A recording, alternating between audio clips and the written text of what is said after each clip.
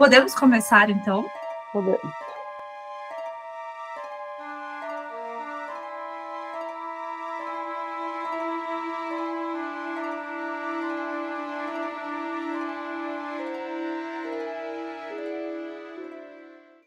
Oi, gente! Esse é mais um episódio do Sociedade Literária, o podcast onde a gente ama um bom surto literário e hoje com fantasia nacional, gente. Eu não tenho nem roupa, eu devia ter vindo de verde e amarelo, eu devia estar abraçada com a bandeira, entendeu? Porque hoje esse episódio está maravilhoso, ó.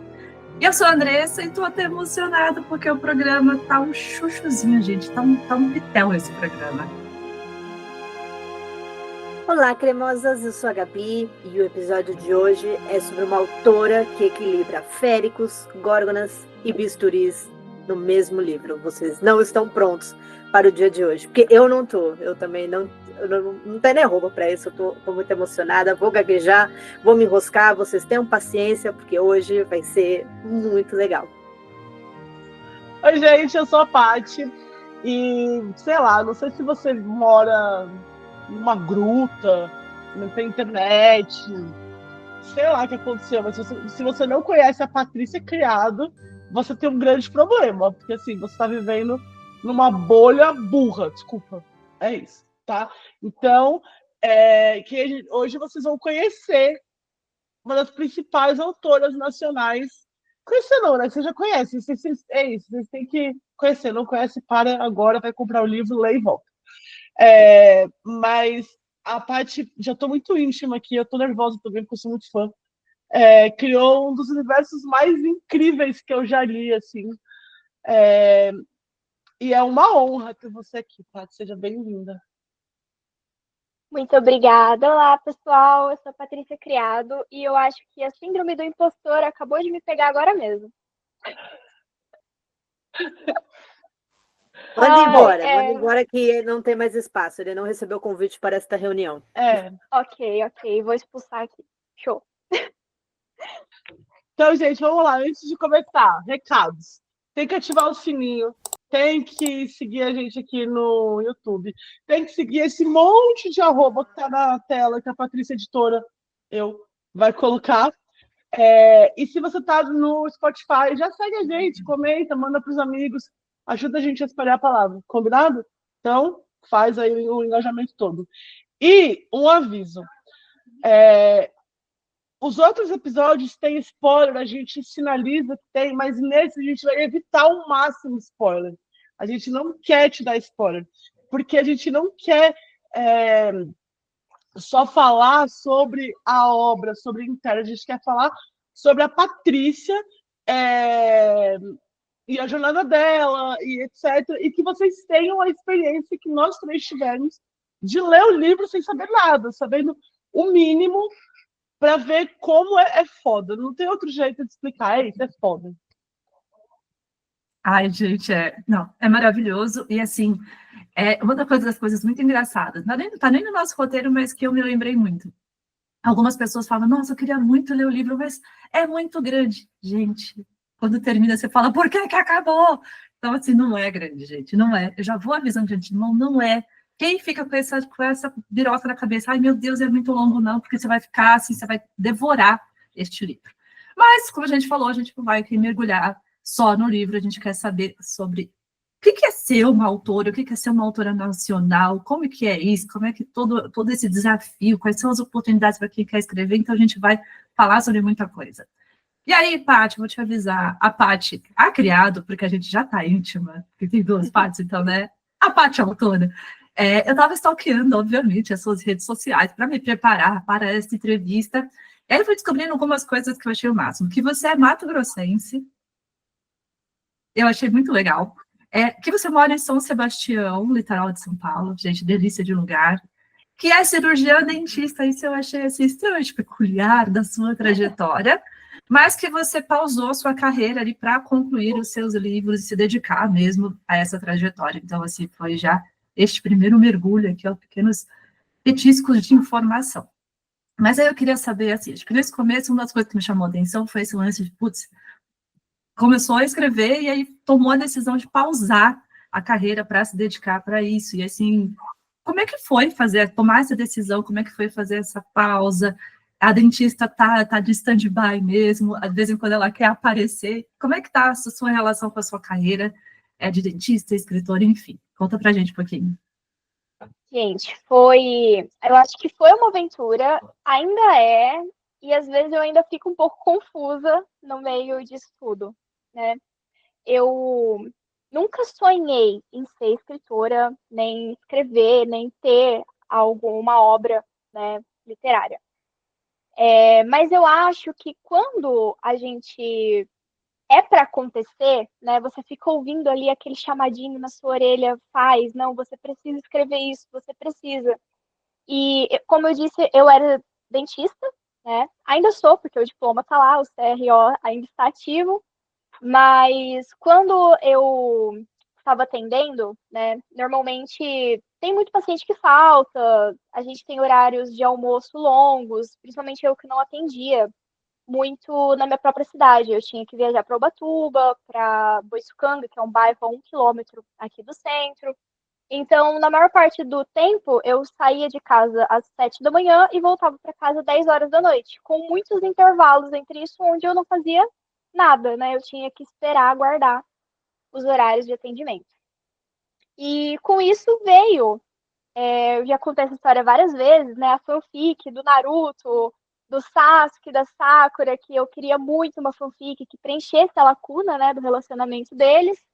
E eu lembro que eu terminei de assistir, veio esse comichão, né, você precisa ler essa fanfic, você precisa, não achava essa fanfic em lugar nenhum, e eu assim, gente, mas eu preciso ler uma fanfic desse jeito aqui, procurei, não achei, até que eu decidi que se não tem, eu vou ter que escrever, né? Então, esse comichãozinho, ele começou nessa época, e eu tinha muito tempo livre, então eu comecei a dar os primeiros passos ali, mas assim, óbvio, era uma coisa totalmente minha e para mim, não era para mais ninguém a não ser eu. E nessa época ainda existe, nessa época eu conheci o Wattpad, né, que eu conheci o Wattpad com 24 anos. Normalmente as pessoas conhecem o Wattpad com 18, 17, né?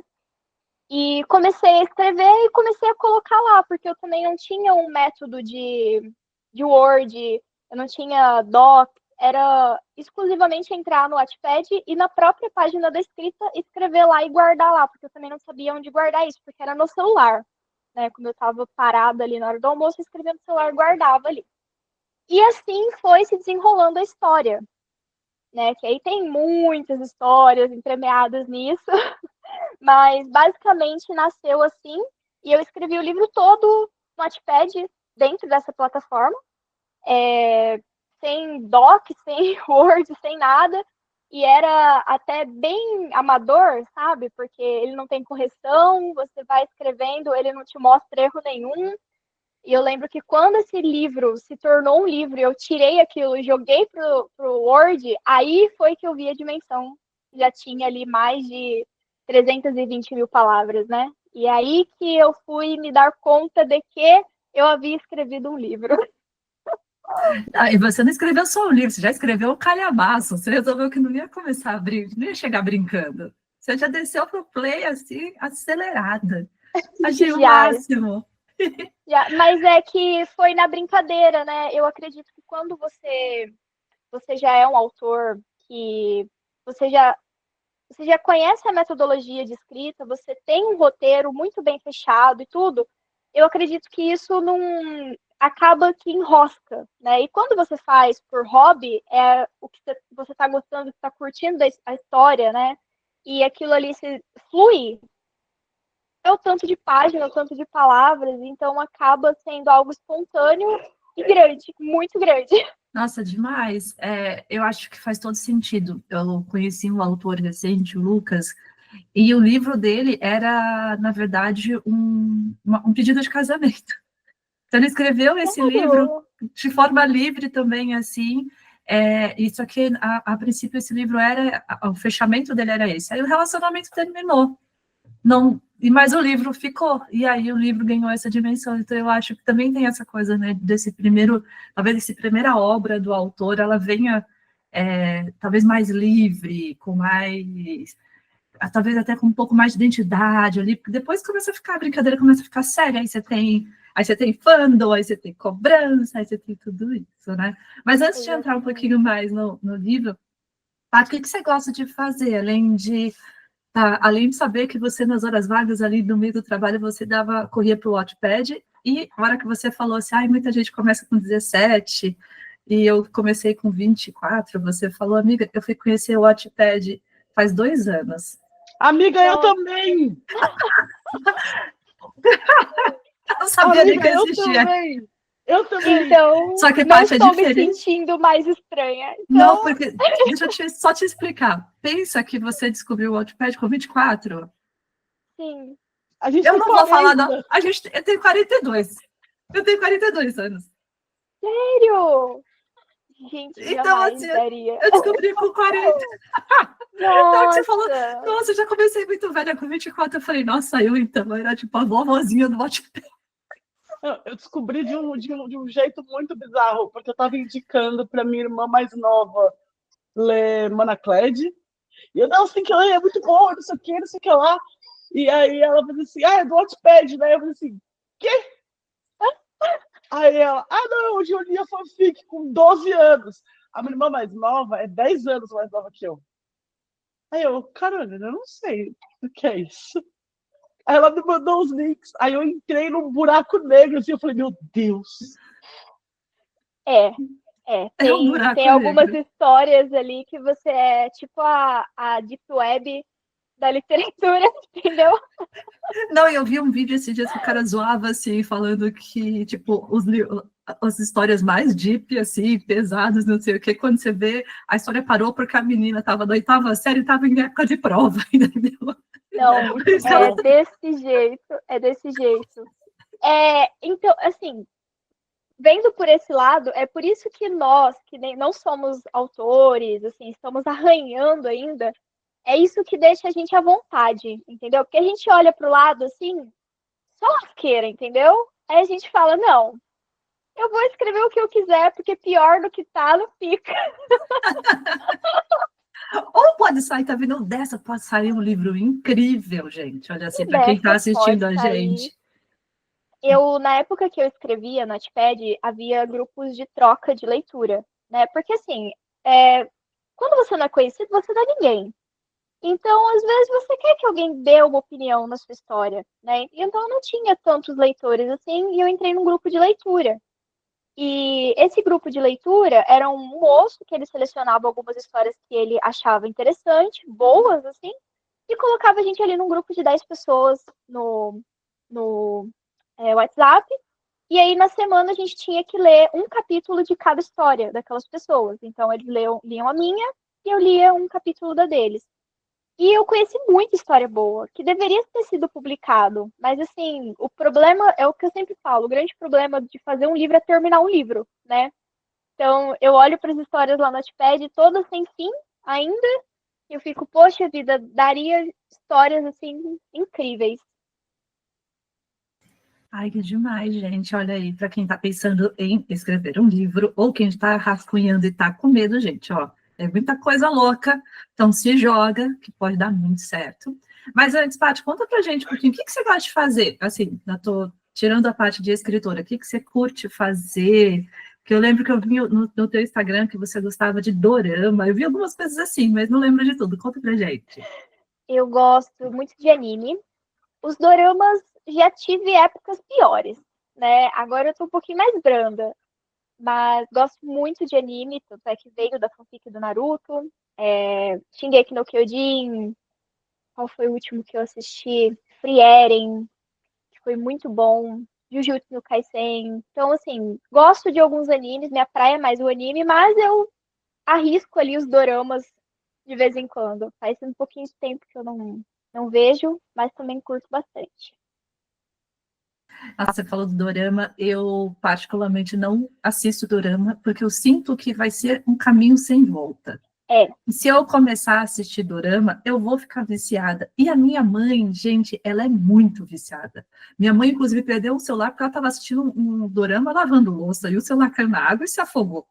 não Oh, meu resolveu no Deus. pote de arroz. Então, assim, minha mãe é muito viciada em dorama, do tipo, ela fica falando pro meu filho, olha o seu cabelinho é lisinho, igual aquele ator tal do dorama. Oh, Ela meu é muito Deus. apaixonada. Eu acho que se a mãe fosse mais nova, ela ia atrás de um, sabe? De um coreaninho, assim, que De um ela coreano. tem, ela acha que tem o molho.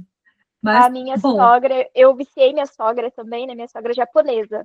E ela já morou no Japão. Só que ela não conhecia os doramas da Coreia.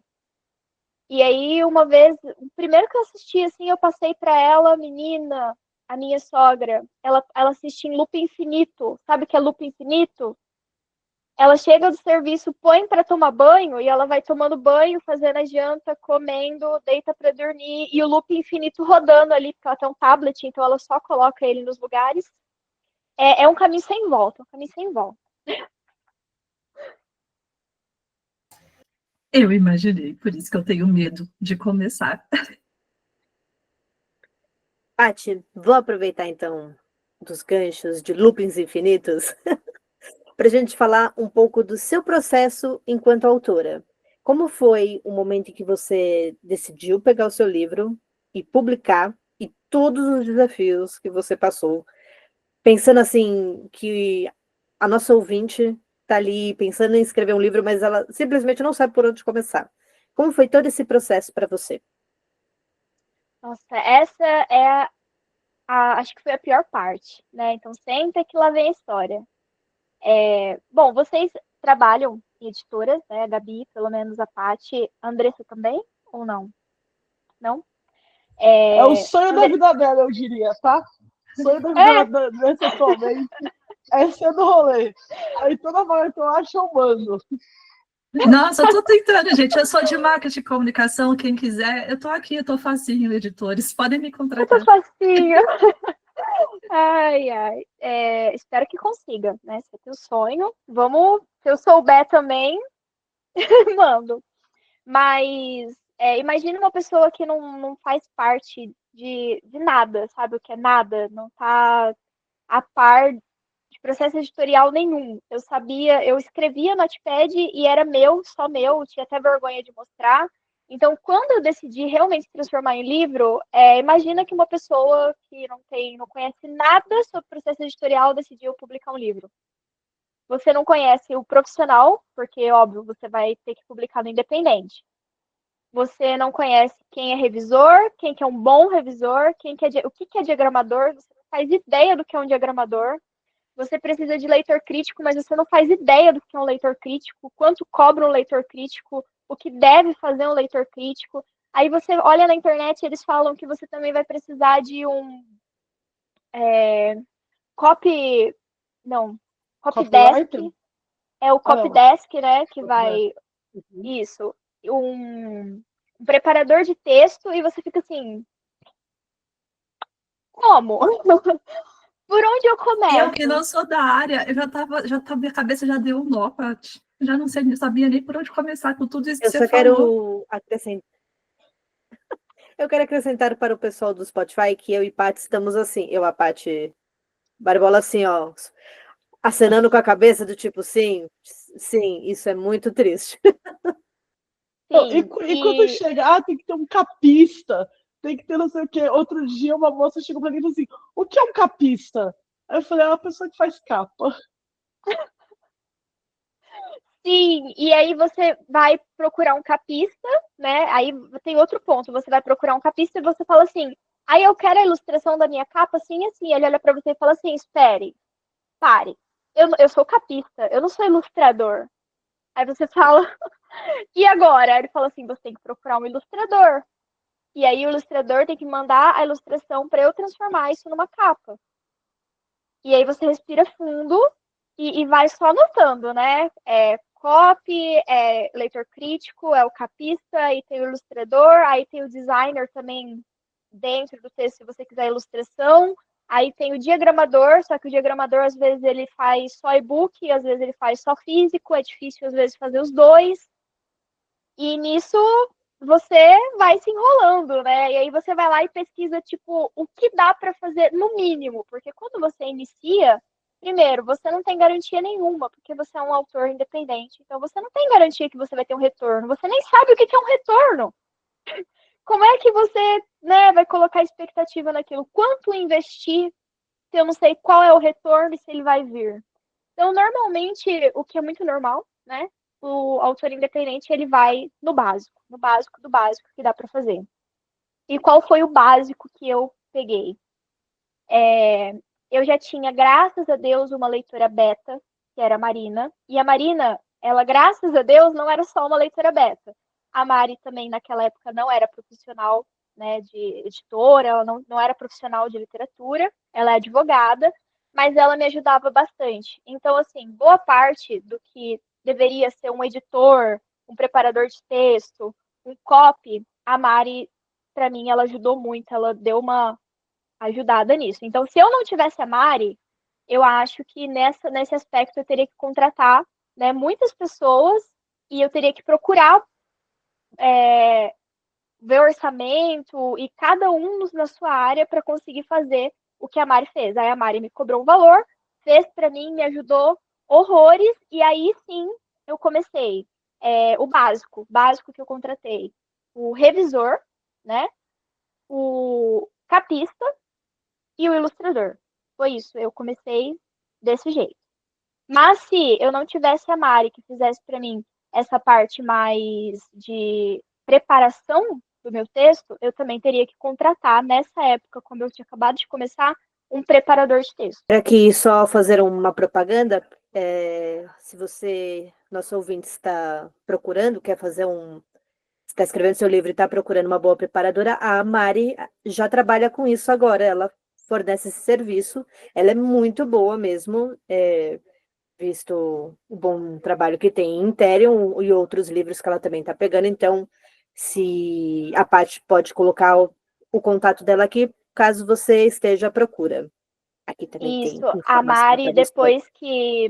depois que ela fez a parte de Interion, né, essa preparação de texto, esse copy, leitura crítica, fechamento de furo, ela gostou tanto do trabalho que ela se especializou, né, agora ela está pegando serviço, está trabalhando com isso, então ela faz ali desde a preparação de roteiro, que é sentar com o autor e ajudar ele a elaborar, né, os atos, primeiro, segundo, terceiro, né, fazer aquela visão geral do livro, depois fazer o preparo de texto, que é basicamente enquadrar o texto do autor em uma escrita mais fluida, né? Que às vezes para a gente faz muito sentido o que a gente escreveu, para quem está lendo não faz. Então a Mari, ela sempre ela é maravilhosa nisso. E ela faz esse fechamento de furo, né? Ela dá essa lida mais refinada. Então, para quem quiser alguém que ajude na etapa de preparação de roteiro e depois na etapa de preparação de texto, para deixar aquele texto bonito, isso daí a Mari é sensacional. Vou deixar o contato dela aqui. Eu quero engatilhar uma pergunta. Eu lembro que a primeira vez que eu ouvi falar de você, quando começaram a panfletar para mim, estava abrindo uma venda e era assim, tipo, tinha que correr e comprar na pré-venda, porque tinha um número específico e não sei o quê. E eu queria que você contasse um pouco dessa parte também, assim, como foi para você organizar isso, ver com a gráfica, mandar para a Amazon. Queria que você contasse um pouco dessa parte. Então, primeiro, quando eu decidi fazer o livro, né, eu comecei com o e-book. Porque, como eu disse, se o investimento não der certo, ele é um pequeno investimento. Então, fui ali, contratei, né, o revisor, o capista, o ilustrador. Ilustrador totalmente assim, porque eu, Patrícia Criado, não vejo um livro sem ilustração. Eu faço muita questão. Mas óbvio que uma pessoa que está começando e não quer investir, não precisa. Contratei. Aí veio a questão, como é que se publica na Amazon, né? Primeiro, tem que ter o formato deles, formato KDP. Então, você tem que contratar um diagramador que vai deixar o seu livro no formato que eles pedem. Contratado o diagramador que vai deixar o livro lá no formato do KDP, que é uma pastinha, é um arquivo que eu nunca vi, ele é muito diferente, né? Então, para quem está começando, você precisa realmente fazer essa diagramação, ou você aprende, ou você contrata, porque ele precisa estar dentro desse formato. E aí fui ver como é que se publica na Amazon. Tem alguns vídeos no YouTube, nisso daqui, gente, o YouTube ele é pai, mãe, prefeito, ele é Deus. Você entra lá no YouTube e ele vai te dar cada etapa. Depois do livro diagramado, você tem que fazer o ISBN do livro. O que é um ISBN, meu Deus? Você tem que registrar o livro para você comprovar que esse livro é seu. Porque se outra pessoa comprova, vai lá e cadastra ou rouba parte do seu livro, não tem como você falar nada, porque você não cadastrou no seu nome. Então, entrei lá, YouTube, como é que se cadastra ISBN? Aí tem uma videoaula lá de 20 minutos, você senta, assiste, que ele vai te explicar passo a passo. Foi aí que eu aprendi, porque eu não sabia, eu não fazia ideia. Aí você, depois disso, vai lá e faz o lançamento na Amazon do e-book, né? Antigamente você colocava, acho que em um dia ele já liberava para você, hoje em dia eles têm que fazer dar uma passada lá para ver se está de acordo, né? Então acho que é uma semana que depois que você joga o e-book, eles liberam. E aí, como é que faz a publicação na Amazon? Lá vai Patrícia de novo no YouTube, né? Mais algumas aulas para entender como é que faz isso. Quando eu tive um problema também com diagramação, quando eu fui publicar o livro, a pessoa que eu contratei me mandou o arquivo no Word, e normalmente não é assim, né? É no formato KDP, então é bom que as pessoas, todo autor independente, faça esses cursinhos básicos do YouTube. Eu não sei se tem algum curso completo falando etapa por etapa de como se publica um livro, né? Se tinha, eu não descobri, porque eu pesquisei etapa por etapa. Mas, quando eu desconfiei que não era no Word, aí eu sentei lá na frente do YouTube de novo, como é a diagramação para a Amazon. E aí me explicaram. E aí eu vi que não estava no formato, me mandaram no Word, e aquilo nunca ia entrar, nunca ia dar certo. Então eu tive que aprender a diagramar, porque se me enganaram uma vez, eu não ia ser enganada de novo. Então eu sentei e aprendi como é que faz a diagramação do e-book. Então o e-book que vocês vêem na Amazon, foi eu que tive que aprender a diagramar. E aí publiquei na Amazon bonitinho, deu certo. Aí após, acho que foi 3 meses na Amazon, gente, não ganhava nada. Não ganhava um centavo. Era assim, pingadinho, sabe? Tipo assim, 10 páginas lidas no mês. Era isso. Aí, como é que faz para sair desse zero? Aí vai de novo o autor independente atrás de um curso de marketing. Então, o processo foi muito lento, porque foi assim, eu tropeçava, caía, e aí eu via que eu precisava de alguma coisa para fazer algo. E aí eu tinha que pesquisar essa coisa, e isso ia levando uma coisa a outra. Quando eu entendi que sem marketing, por melhor que um livro seja, ele não vai, aí eu fui atrás de um curso de marketing. Naquela época, quem estava dando um curso de marketing muito bom, eu não sei se ela ainda está dando hoje, era a Raíssa Salvati. Ela dava um curso que chamava Garota Bestseller. E era um curso, assim, básico sobre marketing. Não, ele não ensina você a fazer, assim, projetos no Canva. Ele não ensina você a fazer designer. O que ele vai te ensinar? Estratégias de marketing para um bom lançamento. É isso. Né? Quanto você deve publicar, o que você deve falar, né? O que é interessante para o leitor, o que o leitor vai querer saber antes de comprar o seu livro, né? Não adianta você contar a história toda do seu livro se você não for aonde o leitor quer, porque você tem que convencer ele com menos, às vezes, de 10 segundos. Então, esse curso da Raíssa, ele me ajudou demais a aprender a fazer o marketing do livro. E aí, no 4º mês que eu publiquei o livro, eu aprendi a fazer o marketing do livro, e aí eu fui ver realmente o que é vender, né, no e-book.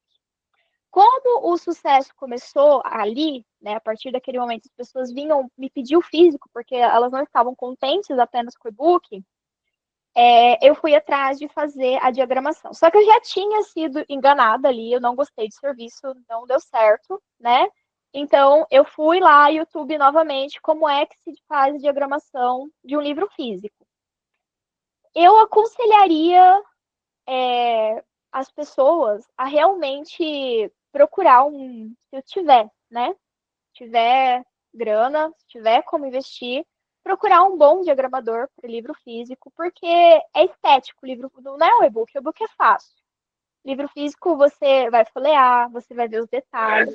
Se tiver algo minimamente errado ali, as pessoas vão ver, vão reparar. É um produto caro, então você não pode mais brincar, né? Você tem que saber o que está fazendo.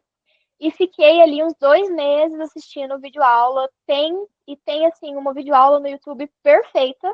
E, gente, tudo que eu tô passando aqui é gratuito, tá? Foi o que eu fiz ali no início e super gratuito. E tinha um moço que ele dava um curso básico no YouTube, aulinhas ali de 20 minutos, acho que eram umas 10, 15 aulas por aí. Assisti e fui fazendo ao mesmo tempo que assistia. E depois de muito errar e acertar, o livro finalmente consegui deixar ele do jeito que eu queria. Você Aí programou ele no InDesign? No InDesigner. E o Nossa, InDesigner, e aprendeu olhando no YouTube.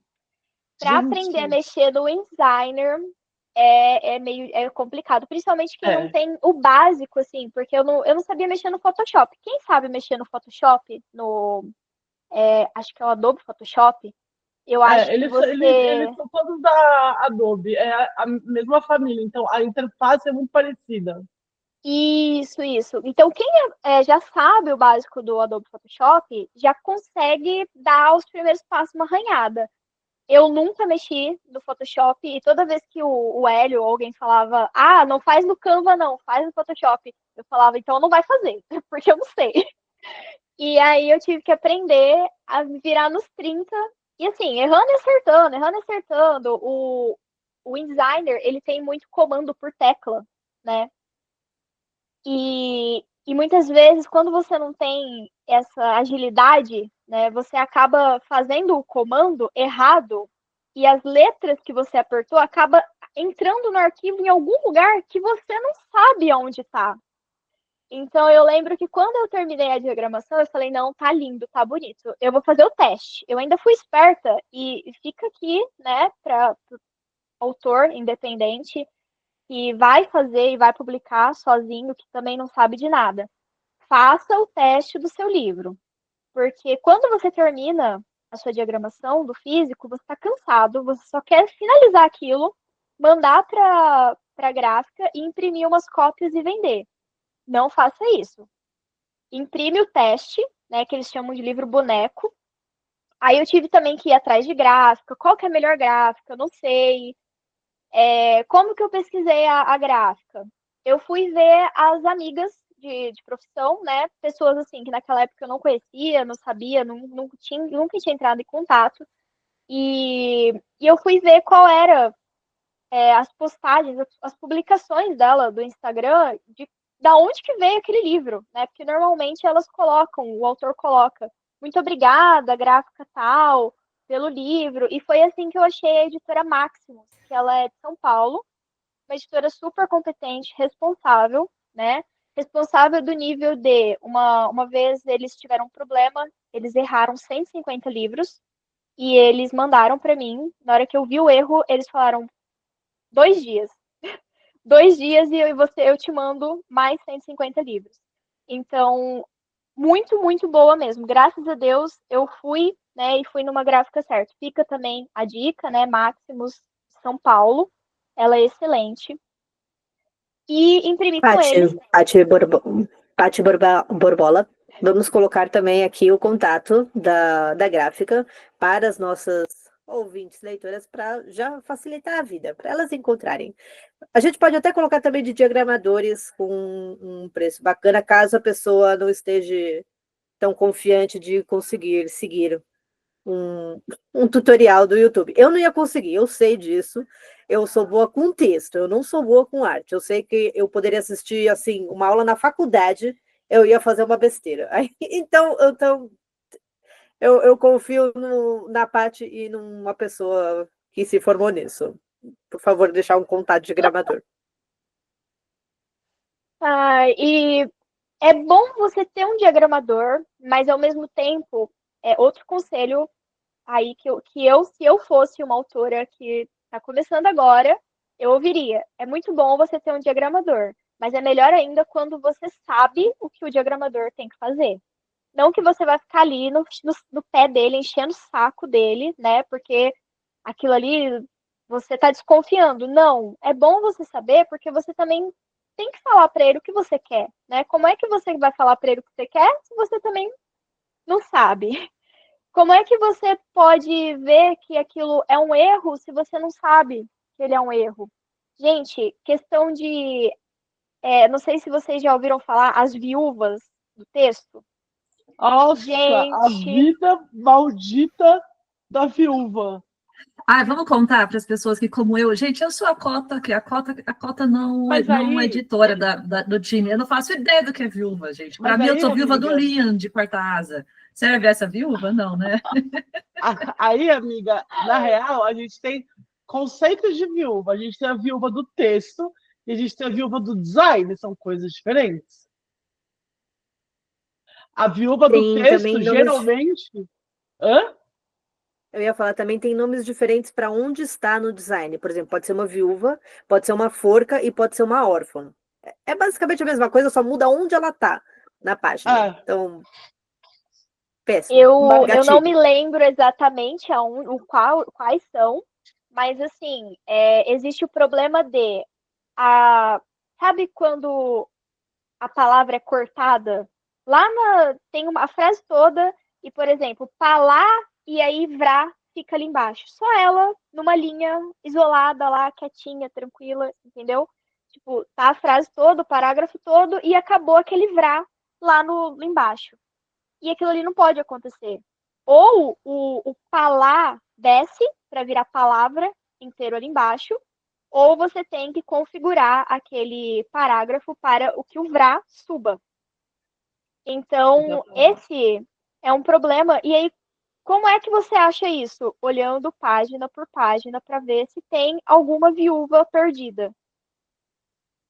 Aí, Gente, às que vezes, trabalho. você. Sim, e aí, às vezes, você modifica. Exatamente. E às vezes você modifica um. Essa viúva maldita! Essa viúva do Chama de Ferro na capa, ela me ofende pessoalmente. Pessoalmente. Eu tenho vontade de quebrar esse livro, de queimar. Não, Celine. Só Oh, viúva meu que eu tenho. Deus. Não, as viúvas, depois que você entende a existência delas, você nunca mais para de ver.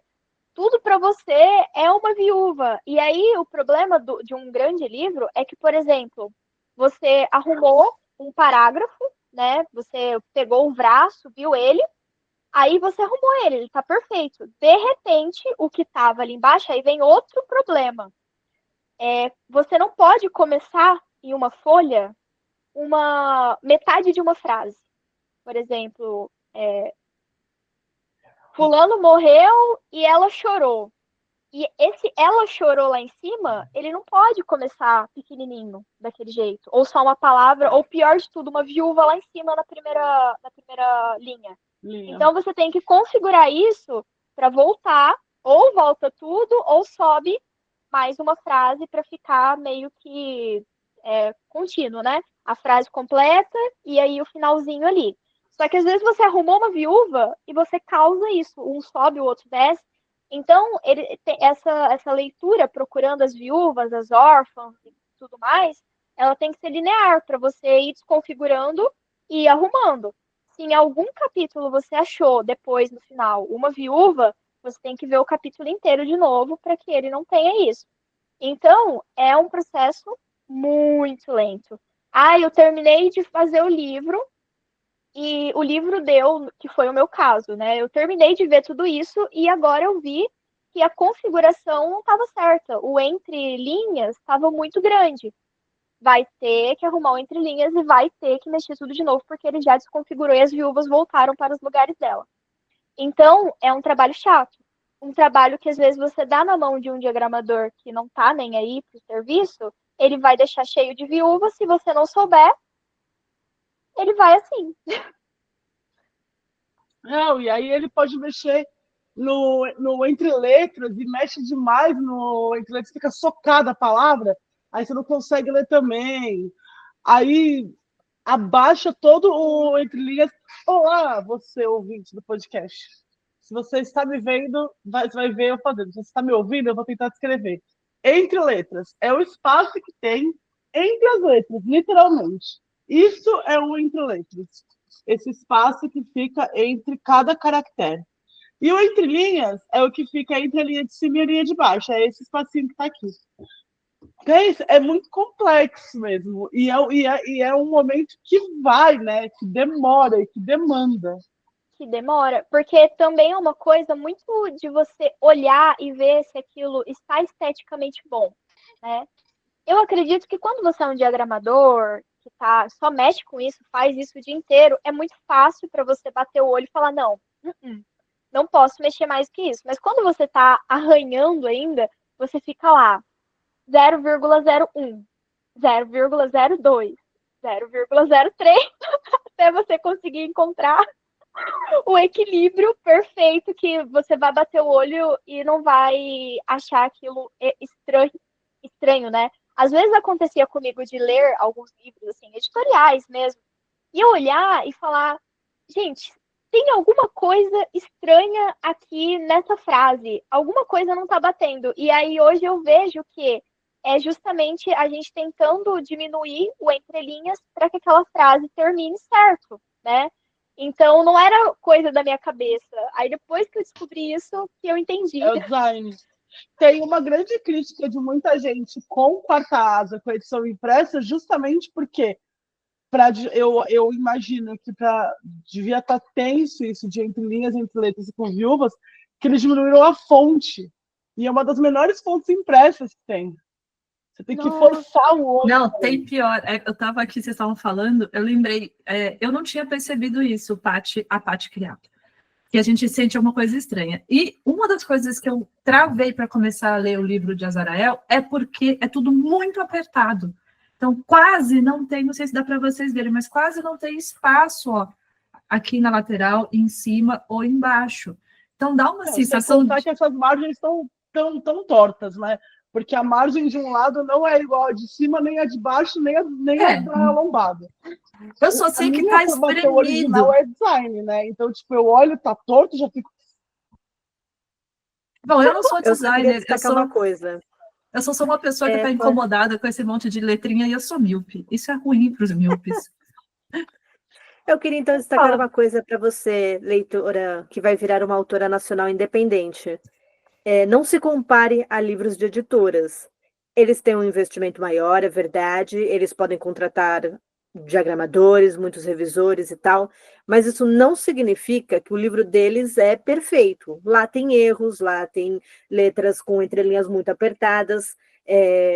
Editora tem uma coisa assim, cada autora nacional é de um jeito, mas editoras geralmente têm números específicos. Eles têm lotes específicos para gráficas e eles têm cadernos. Cadernos são a quantidade de páginas que eles precisam imprimir. Então, eles têm um limite do texto que tem que caber ali dentro. Acho que autoras nacionais têm um pouco mais de liberdade nisso. Não sei se a Paty teve essa sensação, que eles podem, desde que esteja um número par, eles podem fazer. As editoras, elas ainda têm um número fechado do que elas têm que fazer. Então, é muito comum, pode reparar nos seus próximos livros, que tenham essas diferenças até entre os parágrafos, de entre linhas e entre letras, porque eles precisam fechar aquele número de páginas, e quanto menos páginas, melhor para eles. Então, é muito comum isso acontecer. Então, não se compare. Seu livro vai ficar lindo, sim, e a editora não é perfeita. Isso explica tanto o livro de Azarael, gente, porque a sensação que eu tenho com esse livro é que eles tinham X páginas. Eles não podiam passar daquilo. E aí alguém que estava fazendo a edição foi apertando a letra, foi apertando a margem, aí foi mexendo, porque tinha que caber. É essa sensação que eu tenho. Mas assim, Inside, continuo amando vocês, continuo amando o livro, estou adorando o segundo livro, inclusive. Então, assim, eu estou só botando o bedelho num lugar que eu nem sei, mas é só um desconforto.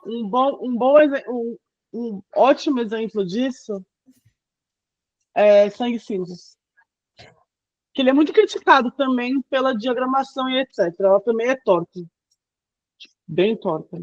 Mas, por exemplo, aqui em Sangue Cinzas é de um jeito header. Você pega os outros, ele é diferente. Ele tem mais espaço, ele tem mais um monte de coisa. Tem desenho e não sei o quê. E esse espaço é maior. Isso é o número de páginas também.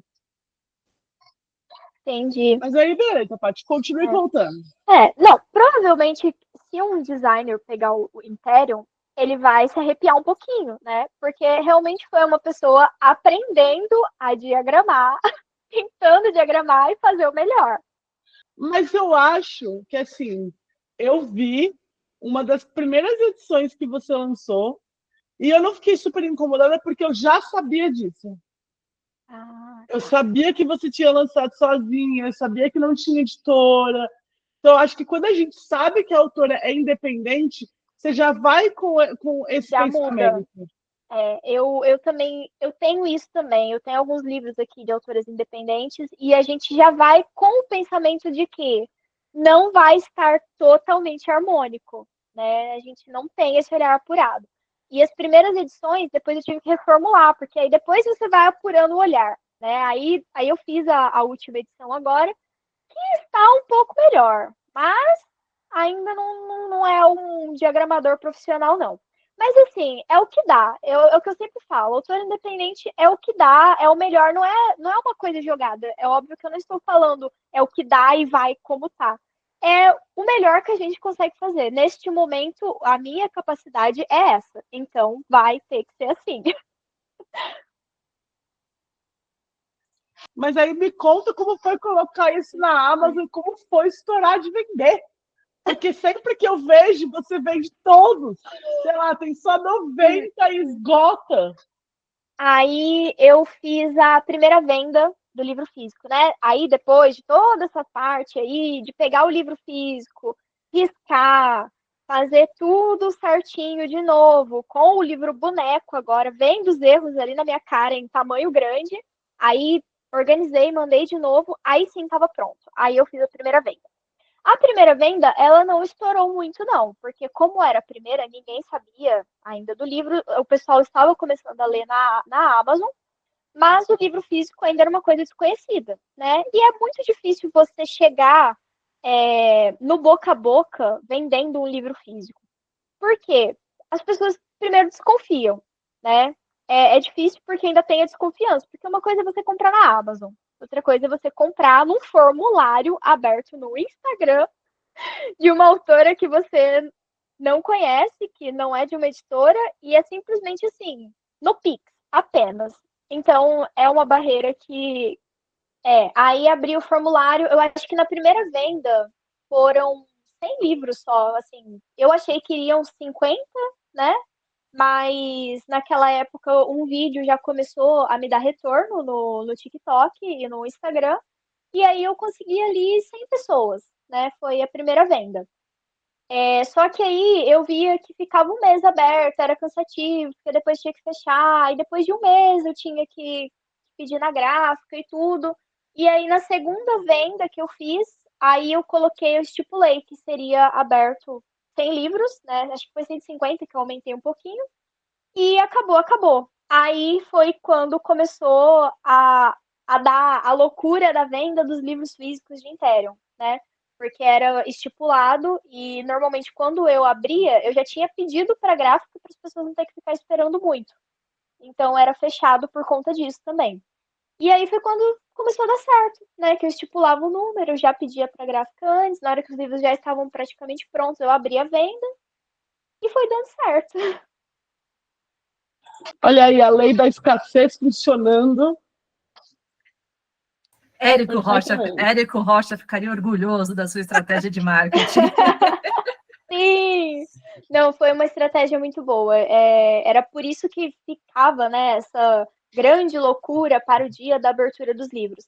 Mas também porque era uma coisa que não dava para eu fazer além disso. Quando eu comecei, isso aqui é mais uma dica para os autores. Eu inventei de embrulhar o livro, colocar lacinho, colar o negócio, fazer dedicatória na primeira página, colocar os marca-páginas, passar a fita, embalar, fazer um super embrulho. E óbvio que o livro chegava na casa da pessoa e em 10 segundos ela já tinha aberto, jogado tudo fora e ficado com o livro dela, porque é isso que importa. E eu demorava, assim, um dia inteiro para fazer 15 livros para embalar nesse ritmo, porque era com muita delicadeza, e tinha perfuminho, e tinha cheirinho, e tinha tudo quanto é coisa. Então, não dava para fazer mais que 50, 150 livros em uma leva, porque eu ia ficar o mês inteiro fazendo eles. Depois eu comecei a abrir pré-vendas de 350 livros. Aí eu tive que tirar os embrulhos e tudo mais, porque só para embrulhar plástico bolha, caixa e tudo, já é um tempo, né? Mas mais do que isso eu não conseguia fazer por venda, até porque era 350 livros de 1,5 kg, que é grande, né? Tudo empilhados numa sala super pequena em casa. Ai, gente, eu tô amando muito. Eu até me perdi já no roteiro e no meu personagem. Eu queria complementar uma coisa. Eu tenho a sensação, toda vez que a Paty abria as vendas dos físicos, já assistiram 300? O caos naquele vale? Eu tenho a sensação que é exatamente isso que acontece com as leitoras. São 300 leitoras ali, ó, lutando com unhas e dentes para passar por aquele vale das sombras e conseguir o seu livro. É esse nível de ódio e objetivo na vida. Era assim, o pessoal, eu falava 8 horas da manhã, todo mundo com o celular, às 8 horas da manhã, entrando no mesmo horário para conseguir, e acabava super rápido.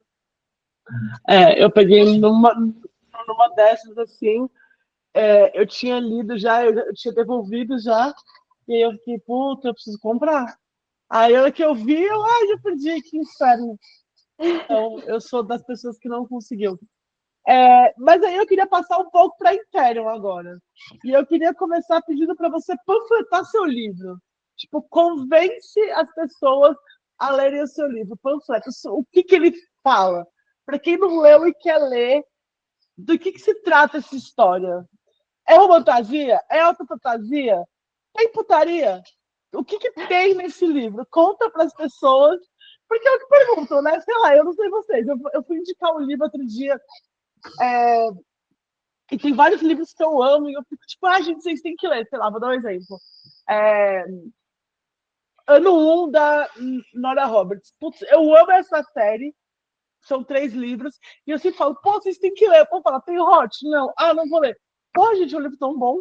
Vocês não vão ler só porque eu tenho hot. Então, assim, as pessoas perguntam. Então, vamos lá. Panflete seu livro. Imperium, eu acho que eu diria que é uma farofa. Sabe a farofa? Mas quando ela é bem feita mesmo, que ela tem tudo um pouco. Então, eu diria que Imperium, ele é bem a farofa mesmo. Ele é um livro com féricos, porém, ele tem górgonas, ele tem quimeras, ele tem lâmias, ele tem uma mitologia também, que a história, ela gira em torno da mitologia, né? O plot dela é a mitologia dela. Então, ela tem uma mitologia bem completa. Ele vai contar, é uma alta fantasia, também considerado romantasia, né? Então vai ter ali o casal principal e vai ter bastante foco nesse casal principal, que são 2 féricos. Ele vai começar com a história de uma guerra, que ela já está acontecendo há 500 anos entre a nação Druts e a nação Imperium. E a gente tem o nosso general de Imperium, que é o Zion Volos, que ele tem a missão de exterminar, né, esse exército inimigo dos Druts. E Eu a preciso ordem te dele contar é um pouco, dizimar. muito rapidamente. Foi só ela falar do Zion. Começou a Gabi e a Bruna assim, ó. Gente, crianças literárias, entendeu? Ai, ai. A gente não consegue esconder, né? Eu amo isso, que a gente não consegue esconder. Eu tenho isso quando alguém fala Dmitry Belikov. Meu Deus, já começa a coçar. Porque pra mim, gente, da minha adolescência, ele era o mocinho Master Supremo. Mas aí a gente entra em outro dia, né, Gabi, no papo de maridos literários. Mas aí o general Zion Volos, ele tem essa missão, né, que é acabar com os campos de reprodução forçada, que nada mais é do que a guerra começou com Drutes roubando mulheres de Imperium para pegar essas mulheres e reproduzir elas porque elas são poderosas.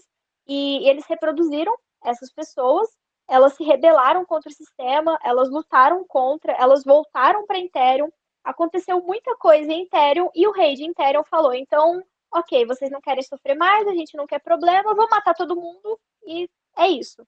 E mandou Zion Volos para ir exterminar esse pessoal da floresta. E eis que Zion Volos está lá na guerra dele, né? Ele encontra um campo de reprodução forçada e ele desce no porão e encontra uma escrava. Ela é uma descendente, ela é uma Drutis, no entanto, os pais dela eram descendentes que se rebelaram contra o sistema de Drutis e ela acabou se tornando uma escrava. E ali a gente entra no plot de laço de parceria, que imediatamente quando ele olha para ela, ele reconhece que ela é a parceira de alma dele. E aí a gente entra num livro também, onde a gente vai ter reencarnações. Vida após vida, pessoas se encontram, se ligam, morrem, se ligam de novo, renascem, morrem, e isso vai criando um laço, né? A cada vida que elas se amam, elas criam um laço mais forte. E ele imediatamente reconhece que aquela é a parceira, a alma gêmea dele. Então Zion pega essa escrava, em vez de ele matar ela, ele leva ela para Imperium, ela é uma curandeira, ela tem o dom de cura, e ele deixa essa escrava em Imperium, né, e volta para a guerra. Então ele passa 5 anos nessa guerra e a gente continua ali com a Kyler na vida dela. Durante esse tempo a gente tem um salto, né, de 5 anos, óbvio, que a Kyler, ela vai cursar medicina, porque o dom dela é a cura, então nada mais justo do que isso. Ela é apaixonada, obcecada pela medicina. A medicina é o que ela é, a vida dela.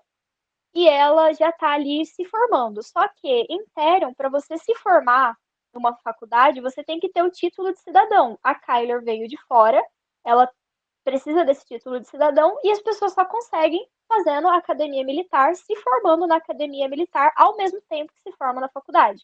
Então, ela precisa terminar, concluir essa academia militar. Ela está no último semestre, então a gente vai acompanhar ela no último semestre. E aí, após 5 anos, Zion Volos volta e ele decide ser o quê? No tempo de folga dele, professor da academia militar. Então, a gente já tem um casal que está casado, porém não está casado, porque assim, a Kyler, quando ela chegou, ela tinha câncer. Não, desculpa, eu só ia fazer um parênteses aqui, professor e aluno, gente, é um troço que mexe com o nosso, né? Só infarto. Acho que o nosso imaginário. Ai, gente. E aí faz 5 anos que eles não se veem, né? Eles não se bicam muito bem, eles não se entendem, porque cada um tem seus motivos, cada um tem suas mágoas, né? E Zion, ele tá frio, tá estranho com ela, e ao mesmo tempo que é o parceiro dela, o marido dela, também não é ninguém para ela, porque ela também não conhece ele, e ele também não deixa ela se aproximar, então ela tá tentando entender o que tá acontecendo, porque segundo a natureza deles, um parceiro é uma pessoa, é a sua alma gêmea, é a pessoa que é, né, é a sua vida ali, é a sua outra metade da sua vida. Então, em teoria, era para ser a pessoa que vai passar o resto da vida com ela. E ao mesmo tempo, ele não mostra nada disso. Ele age frio, como general, como um professor. E, enfim, e ela tá tentando entender o que tá acontecendo, por que ele tá assim, né? Então, no começo de Imperium, a gente odeia muito Zion. Mas esse é o começo que eu contei para vocês aqui. 5 capítulos do livro, né?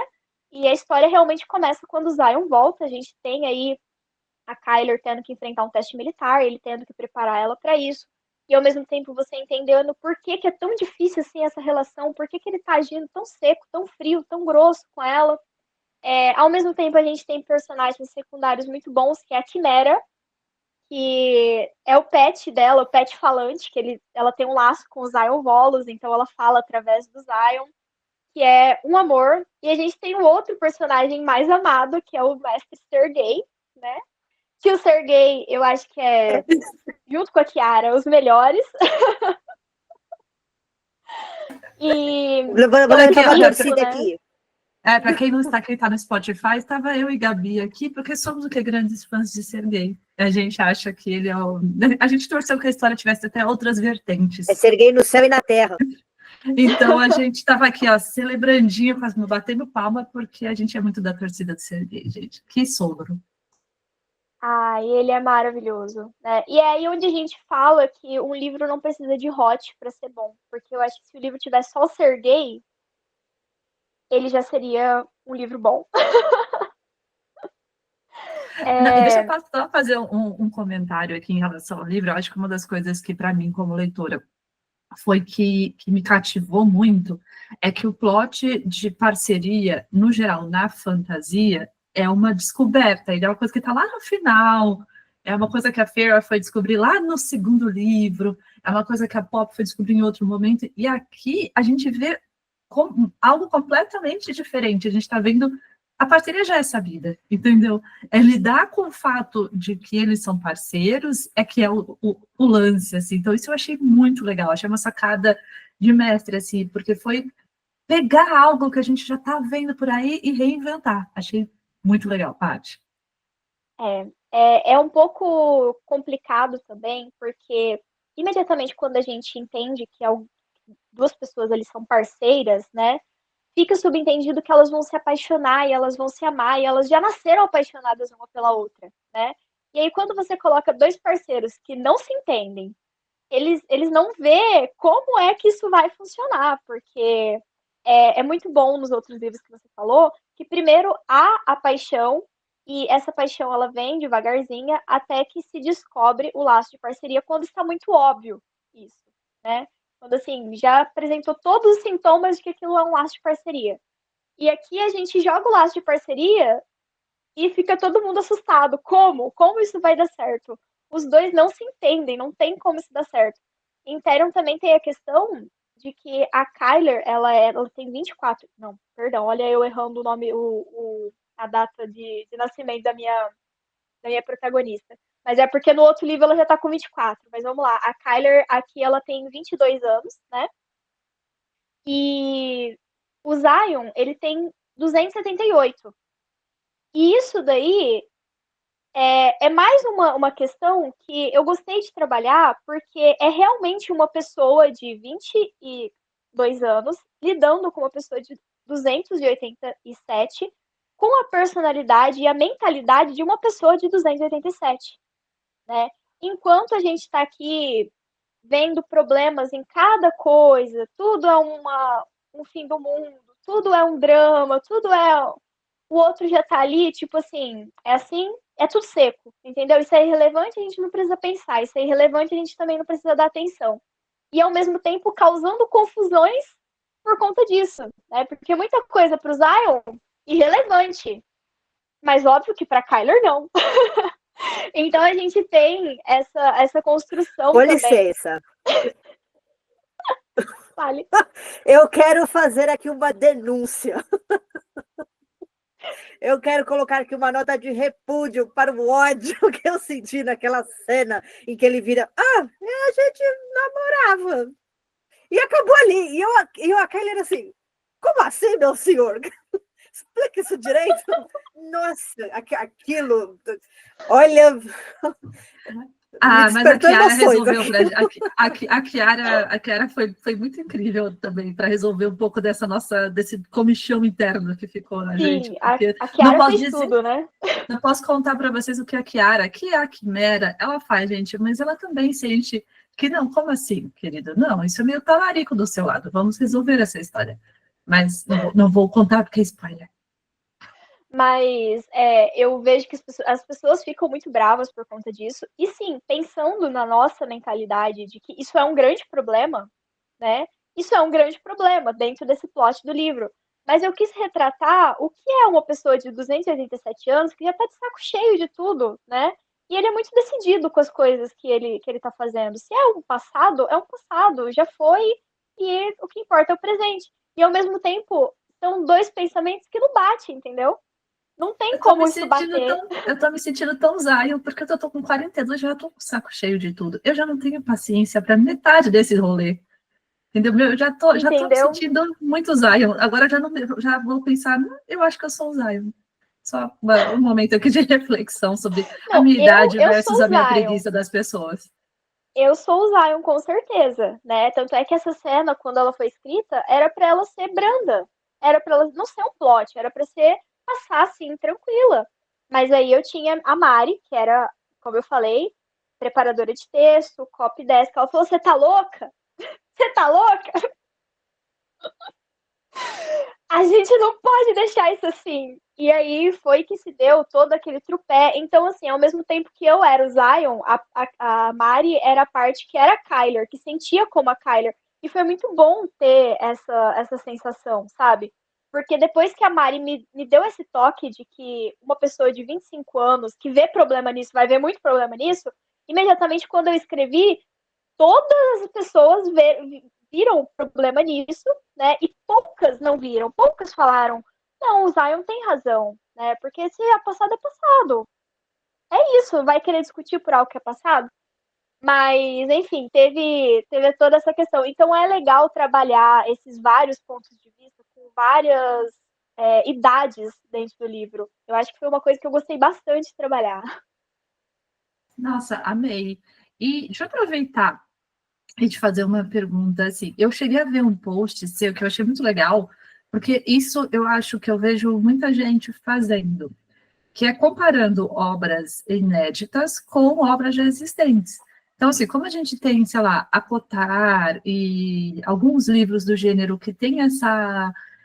que foram talvez um pouco mais aquilo que deu o boom da romantasia e tudo mais, então todo mundo meio que fica procurando, falar, se é férico, faz referência, como se estivesse voltando para aquele universo. E, cara, a Cotar não inventou os féricos, gente, já estava lá em Senhor dos Anéis, só para avisar a galera que tem a tendência de achar que toda a romantasia é a Cotar. Então, assim, não, eles não inventaram. Talvez a Sarah J tenha dado sorte ali de ter pegado um momento que já tinha um pouco mais de redes sociais e conseguiu fazer um boom mercadológico, foi um momento que isso teve uma entrada.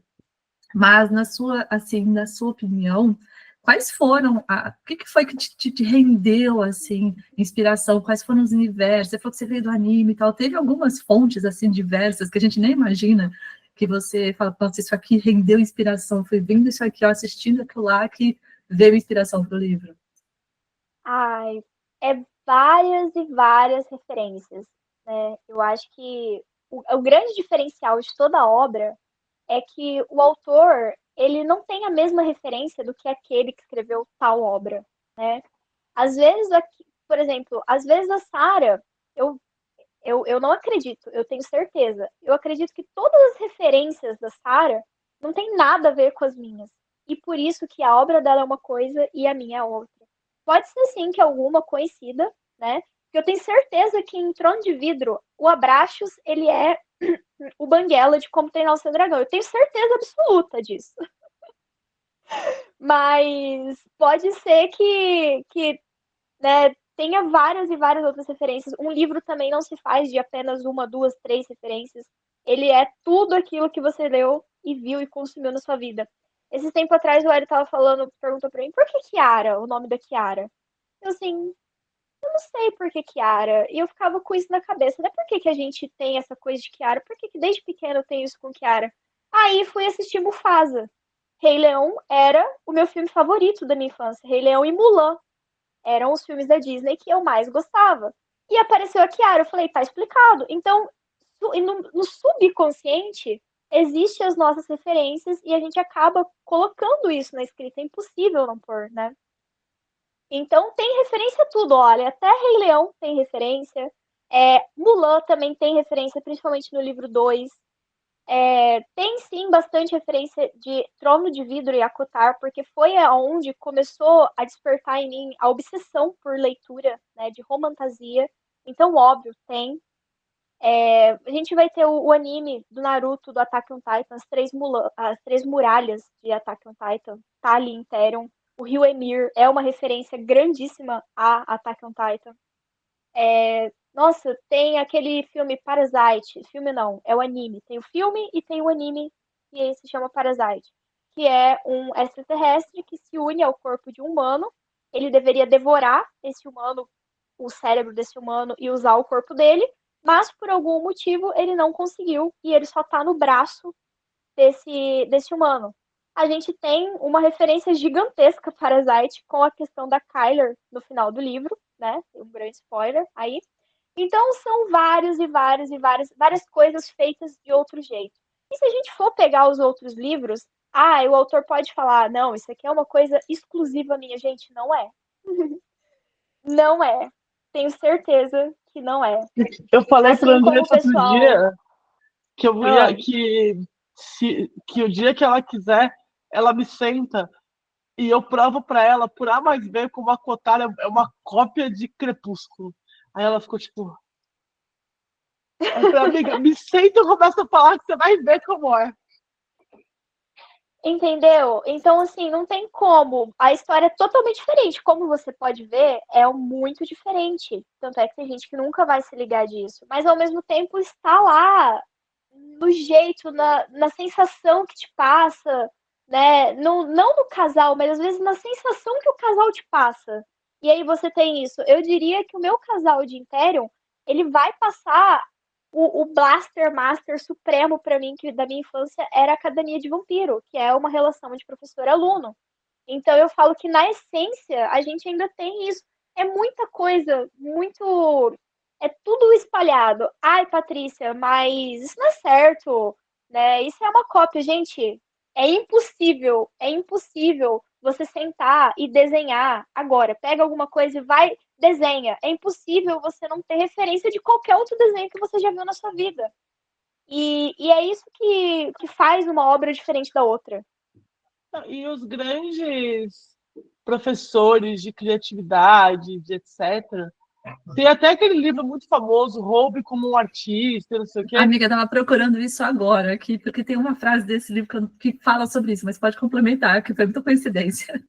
É que é muito sobre isso, porque o jeito, entre aspas, certo de você roubar dos outros é você pegar a referência e você deixar aquilo do seu jeito. E é aquela boa e velha, tipo, hoje em dia você dificilmente vai criar algo do zero, porque a gente é bombardeado por referência o tempo inteiro. Sim, É a nossa capacidade de pegar aquela referência e transformar em algo que é só nosso. É isso que exatamente. acontece E em não Quarta é Asa. porque. Sim, é isso que acontece em Quarta Asa. Quarta Asa, ele inventou o dragão? Jamais. A gente já tem aí uma referência gigantesca com Game of Thrones, que é dragão. A gente tem Eragon e tem várias outras fantasias com dragão. Mas o que ela fez? Ela pegou as referências, o que ela gosta e o que faz o coração dela acelerar, que é um dragão com romance e essa ligação entre todos eles, e fez isso dar certo. Maravilhoso. Quando eu fiz a minha crítica a primeira vez de Quarta Asa, vou aqui me repetir, é que Quarta Asa não é original. Ele tem muita coisa que a gente já viu. Não tem nada ali que é super novo. A diferença é que ela pegou tudo aquilo e fez de um jeito muito criativo. Essa é a pegada, pelo menos para mim, de Quarta Asa. Ele é criativo na história dele, Ah, ainda que nada original. O meu exato. livro conforto favorito da vida, que eu falo tempo, que é What Lies Beyond the Veil. Você vai ler, aí muita gente fala assim, ai, nossa, mas tem um véu. Véu é de Acotar. Ah, mas tem férico. Férico é de Acotar. Ah, mas, gente, sim. A Sarah não inventou férico, desculpa. Talvez ela tenha inventado a forma de falar, mas todo mundo que já jogou RPG alguma vez na vida já ouviu falar de elfo com orelha pontuda, entendeu? E tinham raças e etc. Sim. É isso, é você ir pegando a referência e você ir criando alguma coisa. E é disso. A gente pega esse tanto de referência e constrói algo absurdamente incrível. Vou ter que parar o meu raciocínio que meu gato vai quebrar a minha casa. Ah, os gatos da parte gostam de participar. Ah, mas deixa eu aproveitar e perguntar para vocês aí, para todo mundo aqui do rolê. Quais são os personagens favoritos de vocês da história? Mas primeiro você, Patrícia, porque a autora, eu sei que vocês têm assim, você escreve todos aqueles personagens, mas tem aqueles que aquecem mais seu coração, que você fala, ah, esse aqui eu amo. Quais são os seus favoritos? E depois você responde também, É, Paty e Gabi. eu acho que o personagem para o autor, normalmente, ele não é o mais certinho e ele não é o que mais anda alinhado ali, o que as pessoas esperam. Ele normalmente é o personagem que vem fácil. É como se ele existisse na tua cabeça, entendeu? Então, por essa facilidade, parece que ele é teu melhor amigo. Ele fica aqui falando com você. Eu vou tomar banho, às vezes ele tá ali, pipi, pipi, a gente vai fazer isso e fazer aquilo. O que você acha da gente fazer aquilo e dar uma volta, não sei aonde? lá naquele capítulo. Então tem personagem que ele parece que ele é uma esquizofrenia, parece que ele existe, ele fala com você, você responde ele, entendeu? Você sente ele já vem, chega pra você, joga na mesa e fala assim, ó, esse aqui é meu trauma, né? Eu sou assim por causa disso, então você agora que lute pra gente resolver esse pepino que eu tô te dando. Então, pra mim, os que realmente são assim, no livro 1, é o Sergei. Sergei, ele já veio escrito. Cada frase do Sergei parecia que ele vinha aqui e colocava, entendeu? E às vezes, quando estava um pouquinho errado, ele falava, não, melhore, cadê a elegância? Cadê a elegância? Melhore que está ruim. Então, para mim, no livro 1, foi o Sergei, né? Em segundo lugar, vem a Kiara também, porque a Kiara, ela chegou, as frases dela também são, né? Parece estar dentro da minha cabeça. E no livro 2, eu senti que foi, já vem o spoiler, que foi o Oriel e a Adele. Sim, Olha, a gente pegando spoiler aqui, gente. Sério? sim, gente, o Sergei deixou lá ali de cantinho, né? Parou de falar comigo durante os banhos. E o Oriel veio falar comigo. Só que enquanto o Sergei ele era todo elegante, né? Então a gente vai tomar um café, conversar sobre isso, sobre aquilo. O Oriel ele já chegava cutucando com o ombro. E aí? O que vai ter pra hoje? O que a gente vai aprontar, roubar, azucrinar? Quem é que a gente vai encher o saco hoje? Então o Oriel ele tem esse jeitão. Ele já chegava assim, e aí? Bora? Então, pra mim, são Sergei no primeiro livro, Oriel no segundo. Eu morro no pet, gente, não adianta. Kiara, pra mim, é isso. Ah, qual é o seu personagem favorito de Quarta Água? Andarna. Qual é o seu personagem favorito de Eragon? A Safira. Entendeu? Então, assim, pra mim é a Kiara, não adianta. Você me dá um bicho e o bicho tem uma personalidade, não mata o bicho, tá ligado? Nunca, jamais. Não matem os bichos, não façam isso com ele. Game of Thrones, quem é seu personagem favorito? Os lobos, os dragões, entendeu? Não mexe nos lobos e nos dragões. Aí o outro vai lá e mata os lobos tudo. Eu, porra, amigo. É isso. Cara, pra mim é 10/10. Alguém está surpreso que eu vou falar o Sergei? Spoiler, choque! Não, mas eu vou ser mais específica. É o Sergei no aniversário dele, em que ele fica assim, ai, eu vou fazer o pedido que nós sempre estejamos juntos no meu aniversário. Ah, pra que o primeiro pedaço? Pra mim! Ai, que Deus! Dirvo! Nunca errou, nunca errou.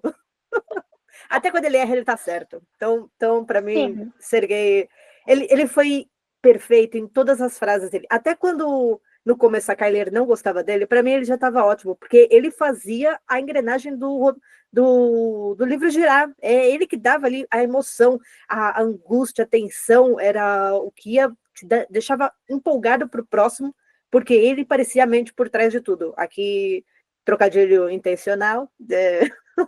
Então, para mim, o Sergei foi um personagem ótimo. Todos eles, para mim, são incríveis. Eu gosto muito de Interion porque o casal protagonista é muito bom, mas todos os personagens secundários têm uma importância, uma relevância. Ninguém tá ali para ocupar espaço. Mas o Sergei... Ai, gente, o Sergei, nossa, que marido, que marido. Ele é um Não. super 10. Ai, super, gente. Eu too old for Leonardo DiCaprio, mas talvez não too old for Sergei. Olha ele, gente. Talvez tenha espaço aí. Olha possibilidades. Então, eu repetiria a Gabi, mas para não repetir, eu acho que uma das coisas que eu gostei muito é que eu sou apaixonada por Found Family. E essa é uma das coisas que eu acho que a gente acaba falando pouco quando a gente vai escrever. Quando eu fui escrever sobre Interion, fui escrever como é que tinha sido minha leitura, fazer a resenha, eu falei muito sobre o Sergei, sobre a Kiara, mas eu não falei sobre o Found Family da personagem principal, e eu acho que eu só me senti assim, em Acotar, em Quarta Asa e agora em Interion. Foram os 3 livros que eu senti, assim, esse Found Family que eu gostei tanto. Porque a gente tem o Breno, que é um personagem que primeiro você gosta, depois você acha que você não vai gostar, aí depois você volta a gostar. que eu achei o máximo, porque ele não ficou naquela pegada que a gente fala, o cara parecia legal, aí o cara faz um negócio que não é legal e aí acabou. Tá fácil. Ele não, ele é uma pessoa, ele é humano, e isso eu acho que eu achei muito legal do Breno.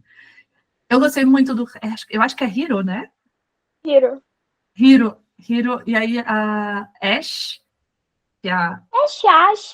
Ash, Eu que já chamo ela de parece Ash porque eu sou brasileirada. Ash. Então, Hiro e a Ash, que para mim parece o nome de um desenho, Hiro Ash, acho que já fiz uma conexão com alguma coisa assim. Mas eu adorei também esse quase casal, o Hiro muito incrível, muito completo, e gostei do Ambrose também ali, Ambrosia, sei lá, que eu achei ele um querido, assim, um personagem tão humano, não sei, tão completo. Então, assim, foi o Found Family dela que eu amei. Então, ele é um personagem, mas eu escolhi todos eles, porque eu amei todos. A primeira vez que eu escrevi, depois de terminar, né, eu entendi uma coisa sobre a minha escrita, porque, óbvio, quando você começa a escrever, você não sabe nada sobre você. Você só vai descobrir lá no final do livro, quando você terminou ele, que você vai identificar aonde você tem facilidade e qual é o seu estilo, né? Qual é o seu estilo? E para mim é muito claro que o meu estilo eu fico muito presa ao personagem principal.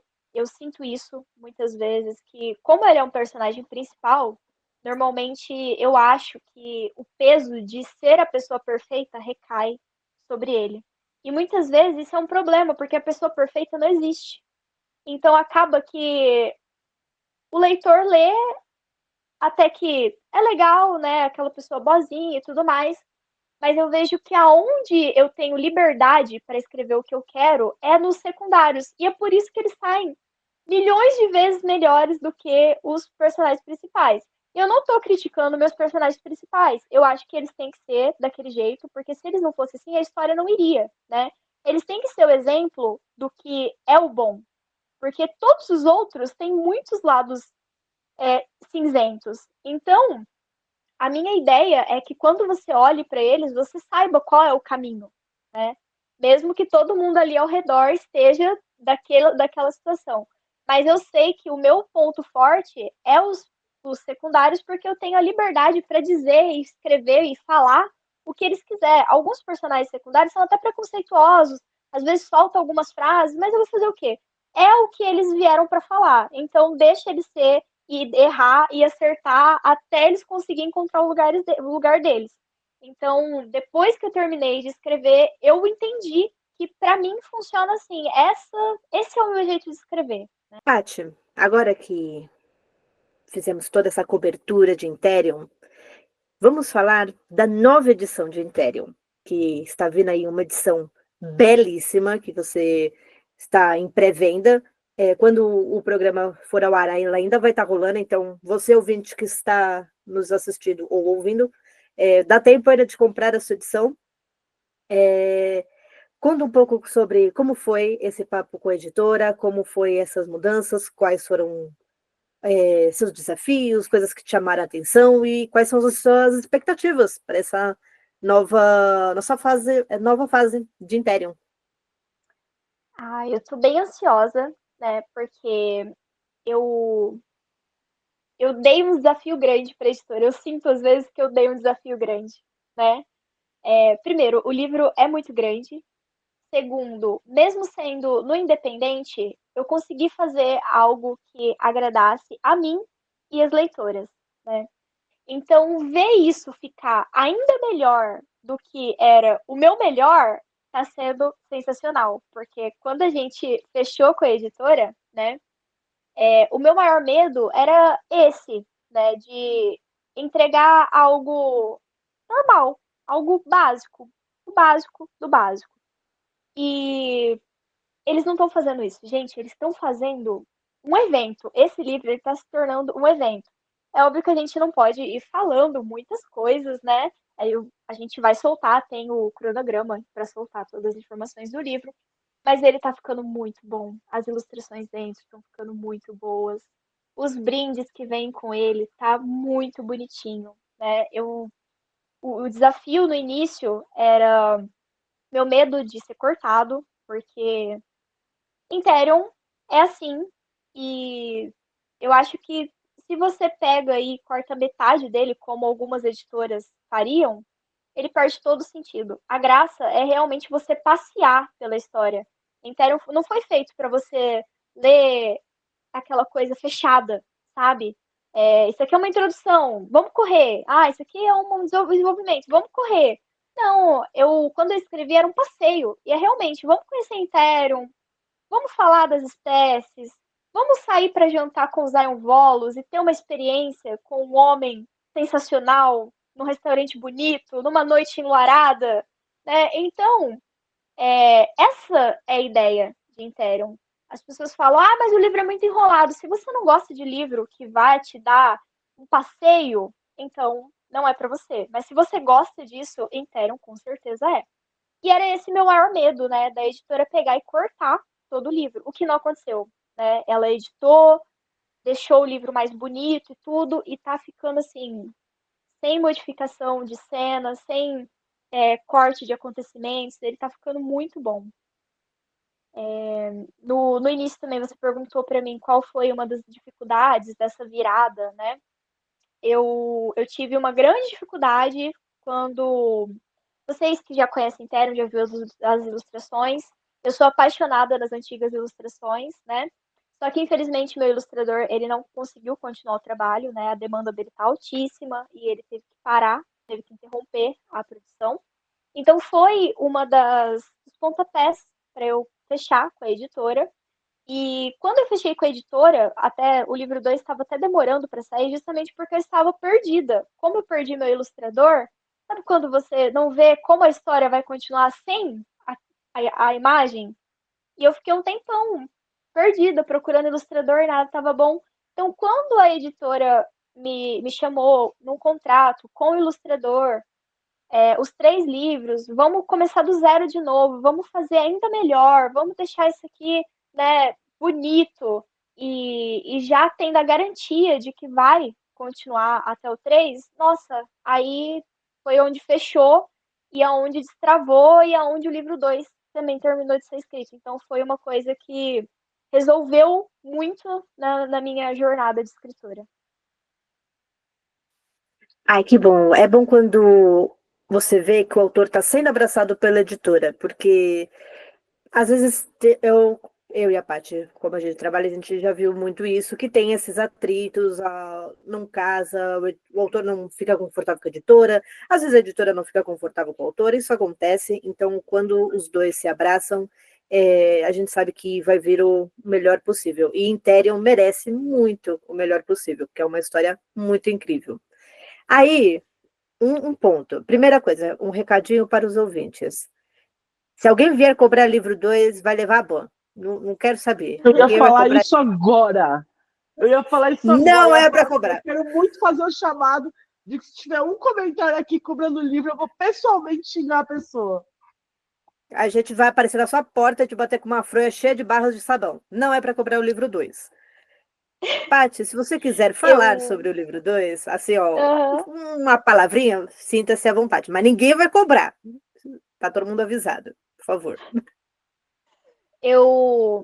Sobre o livro 2, ninguém vai cobrar, mas eu sinto a necessidade de falar isso. As pessoas falam, às vezes, que eu vi comentários do tipo, a autora é folgada. A autora lançou o livro e não voltou mais para a história. E é um descaso com o leitor. Faz 2 anos e meio que eu publiquei Imperium. Desde o dia que eu publiquei Imperium, eu nunca mais parei de trabalhar, né? Seja Imperium, porque assim que eu publiquei, como eu disse, sou autora independente. Então, 1 ano após publicar Imperium, eu ainda estava arrumando Imperium, porque ainda tinha problemas, estava reescrevendo, estava reformulando edição independente física e tudo mais. No meio disso tudo, fiz uma bariátrica. No meio disso tudo, larguei meu emprego, né, para focar na escrita. Bariátrica mexe com o psicológico das pessoas, porque obesidade ela é principalmente mental e não uma coisa, né? Não, vou comer porque sim, porque eu gosto. Não é isso. Quando a gente faz a bariátrica, eu fiquei 8 meses apenas focada nisso, sabe? Porque você faz uma cirurgia, você se propõe a ser entubada, você se propõe a correr um risco de vida, você se propõe a ser aberta. Então, eu queria dar o melhor de mim. E nesses 8 meses eu dei o melhor de mim, eu perdi os 50 quilos que eu tinha que perder. E foi estressante, né? Então, no meio disso tudo, no meio de ter lançado um e ter que lidar com o marketing do um, e ter que fazer livro 2 e ter que lidar com a bariátrica, sair do emprego, porque eu fui deixando aos poucos, foi muita coisa. Foi muita coisa. Então, as pessoas falam, a autora é folgada. Meu, a autora tava ralando pra deixar isso e não surtar, né? Porque o problema tava na cabeça, né? O problema sempre foi a cabeça. Então, fechar a Interion, falar, não vou mexer mais nisso, agora eu vou pro 2. Vou resolver minha questão da bariátrica, vou me recuperar e vou escrever o 2, isso foi difícil. Destravar esse do 1 pro 2, ele foi muito, muito complicado. E aí, quando eu voltei, já não era mais um parque de diversões, como era o 1. Já tinha muitos leitores conversando comigo, pedindo o livro. A expectativa não era mais apenas a minha, né? E quando eu escrevi, era parque de diversões, era meu hobby, era tipo o meu lazer, era, se isso aqui não dá certo, tá dando certo pra mim, tá fazendo sentido pra mim, tá tudo certo. Então, a partir do momento que não era mais um hobby e eu tive que ver como trabalho, a mentalidade muda, a pressão aumenta. E aí, para você escrever uma página, meu amigo, é complicado. E aí, tive que fazer curso, tive que ler muito, tive que me desenrolar agora na questão de aprender a escrever, né? Então, não é, Patrícia, deve ser algum truque de marketing, ou Patrícia está preguiçosa, ou Patrícia, isso e aquilo. Gente, às vezes o Hélio, o meu marido, tem que tirar o celular da minha mão para eu ir dormir, porque eu estou mexendo em alguma coisa. E agora a questão é a perfeição, né? Porque a gente fez algo brincando, deu certo, e se agora não der certo? E se com a pressão não der? Então, a cabeça do 1 pro 2, ela ficou bagunçada, né? Às vezes eu falo para ela, eu devia ter feito, eu não digo sucesso, né? Eu falo assim, Imperium devia, seria legal se desse certo quando tivesse os 3 prontos, porque aí não existiria pressão. Eu fiz, foi brincando, gostei, mas ele deu certo no 1. Então, a partir do 1, a carga psicológica, emocional, ela já é gigantesca, né? Então, ainda teve a questão do meu ilustrador, que não pôde mais. Então, eu já fiquei mais perdida ainda, porque eu me falava, gente, e agora, como que isso aqui vai dar certo? Porque agora já não é o mesmo ilustrador, não vai dar certo. Então, quando a editora veio e falou, põe na minha mão, que agora a gente vai resolver, você só tem que se preocupar em terminar o livro 2, aí, meu irmão, aí foi. Eu fazia 2 anos que eu tava enroscada no começo do livro. Aí desandou, assim, que foi 8 meses eu concluí o livro e deu tudo certo, né? Porque eles tiraram um pouco do peso das minhas costas. Então, dá para respirar. E agora, sobre o livro 2, gente, demorou, foi complicado, né? Teve todos esses percalços, mas o livro 2, ele tá, na minha opinião, que se fosse para mim, apenas para mim, eu terminaria o livro 2 assim, chocada com o que eu escrevi. Ele tá muito Você bom. tá mandando Ele isso tem. para uma geminiana? Patrícia, Patrícia. Não, pra geminiana fofoqueira, não, Patrícia. Que tragédia. Calma, Gabi, respira. Daqui a pouco ele vem, né? Como a editora já disse, em dezembro ele será anunciado, que a gente está terminando a finalização da pré-venda do 1, entrega do 1, e aí em dezembro a editora já começa a anunciar o livro 2. Mas de spoiler, eu tenho aqui que não é mais um casal, né? Apenas. A gente tem a construção de outros casais em torno da história. É Ai, legal como dar eu amo outros spoiler ou casais, não? gente. Não, do livro 2 você pode dar, a gente não vai dar do um porque a pessoa vai ler, né? Mas do 2 a gente quer spoiler, aquele spoiler que dá vontade de. Aquele spoiler que dá vontade da gente ler mais, né? No livro 1, a gente teve focado na Kyler e no Zion em Therion, apenas em Therion. A gente não expandiu mais do que isso. No livro 2, a gente vai ter 3 cidades sendo trabalhadas ao mesmo tempo, né? Com 6 pontos de vista. Só que eu não falo que seria 6, porque normalmente essas duas pessoas juntas, né? Por exemplo, 2 pessoas aqui, um ponto de vista, 2 pessoas ali. Então eles vão revezando para contar a história que está acontecendo ali naquele ambiente. Então eu sempre conto como 3 pontos, né, de vista e fecho nisso. E então a gente vai ter ali no final do livro 1, já foi uma abertura, um leque, a Adele já foi enviada para onde ela teria que ir, que ela voltou para a cidade dela, né? Então a história dela vai se desenrolar lá.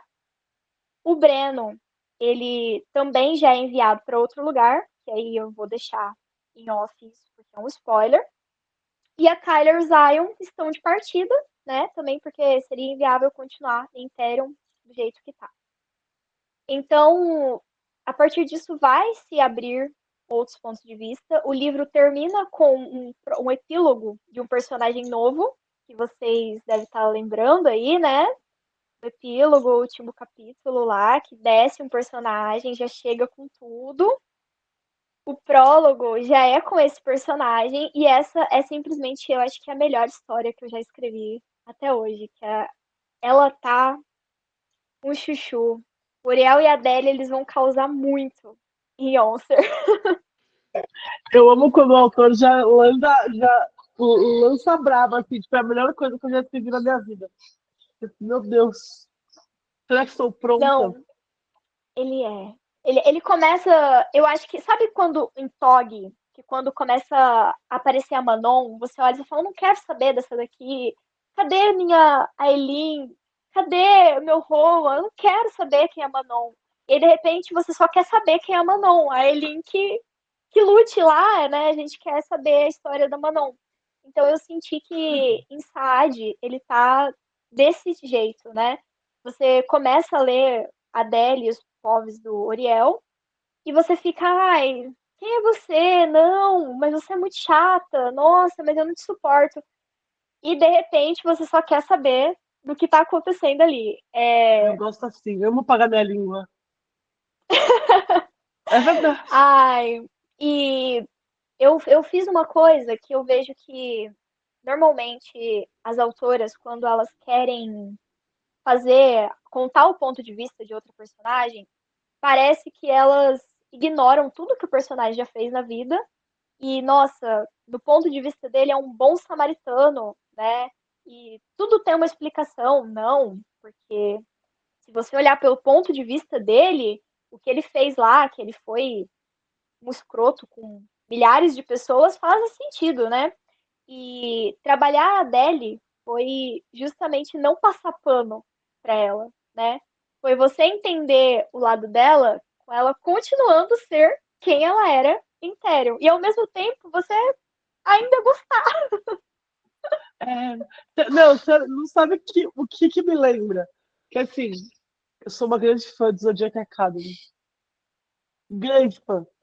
E aí é uma jornada, né? Porque você lê os 2, 3 primeiros livros e fala assim: meu Deus, eu odeio esses herdeiros, eu quero que eles morram todos. Tem um ódio mortal de todos eles. Aí vai passando e você se vê nesse lugar, tipo, eles não pediram desculpas, eles não acham que estão errados. Por que raios eu estou passando pano para eles? Por que raios eu estou entendendo o que eles fizeram e falando, coitado, sobre quem nunca errou? Quem nunca fez uma coisa errada na vida? Quem Gente, sou eu para julgar?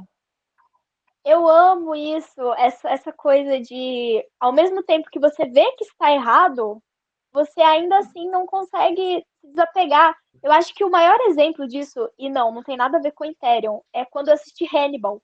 Vocês assistiram o seriado de Hannibal? Uhum. Meu, eu assisti, eu falava, como que eu tô torcendo pra essa criatura? Como é que eu me apeguei? Amiga, era eu lendo, assombrando a delírio. Eu falava assim, não é possível que Não é eu tô dizendo, possível.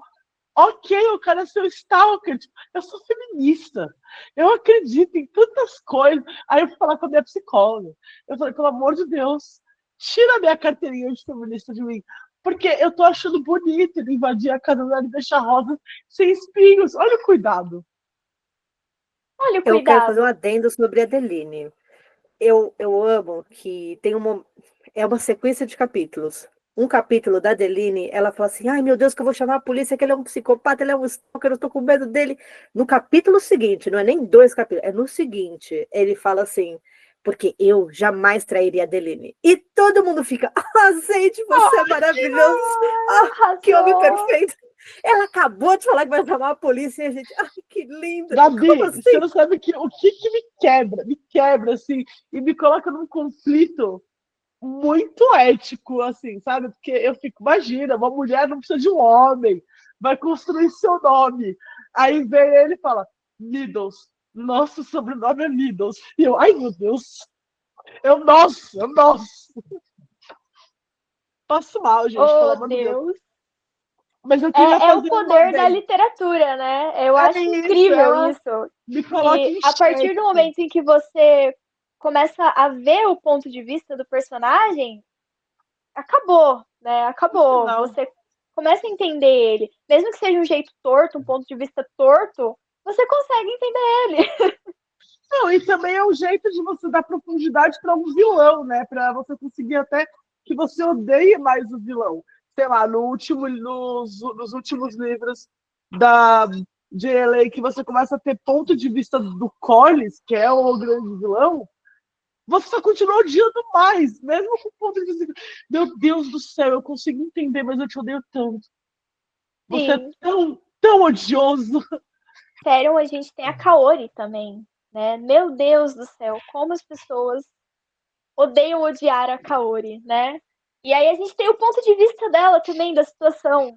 E não é passação de pano, é só lasqueira. É isso, eu acho maravilhoso. Você fala, você pensa assim, não, agora ela vai abaixar a cabeça e vai dar tudo certo. Vai nada. Vai porra Continua do nenhuma. mesmo jeito. Não abaixamos a cabeça, não. Não, mas ó, eu queria chamar a atenção de todo mundo aqui para falar com o ouvinte agora mesmo. Porque desde que a Paty falou, eu tô com isso na cabeça. E eu acho que a gente tá muito pronto a chegar e falar para os outros que eles são isso, que eles são aquilo, que eles são não sei o quê. E a gente tem vários casos do tanto de gente que de fato adoece quando o fã começa a ir lá e xingar, porque é isso, vai do amor ao ódio muito rápido. E ainda que a gente tenha uma audiência ainda pequena que está sendo construída e etc., eu gostaria de pensar que vocês não são essas pessoas, que vocês não vão ser as pessoas. E porque isso é escrotice, entendeu? Tipo, quem você pensa que é para virar e falar que o outro é folgado? O que você faz da vida? Como é o seu dia a dia, né? Quem é você para olhar para o outro que você vê 1% da vida e acha que aquilo é tudo? Então, assim, melhorem, sabe? Apenas melhorem. Espero que todos não sejam Ou faz aqui assim, neste ambiente.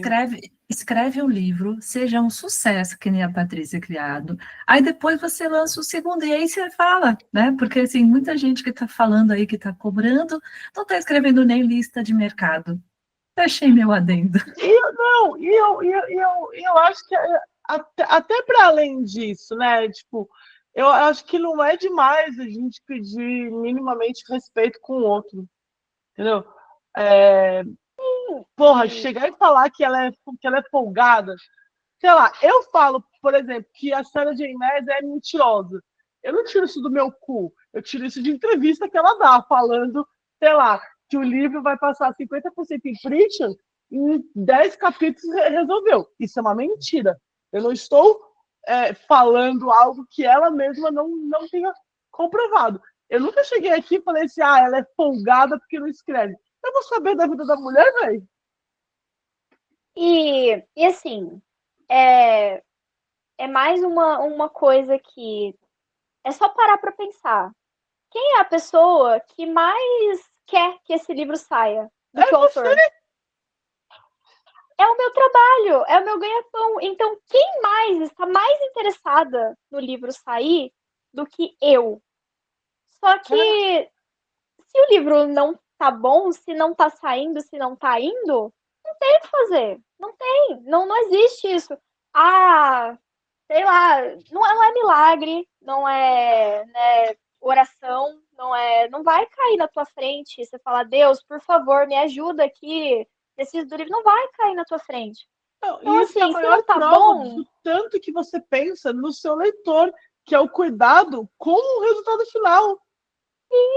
então, se não tá bom pra mim, não vai tá bom pra você também.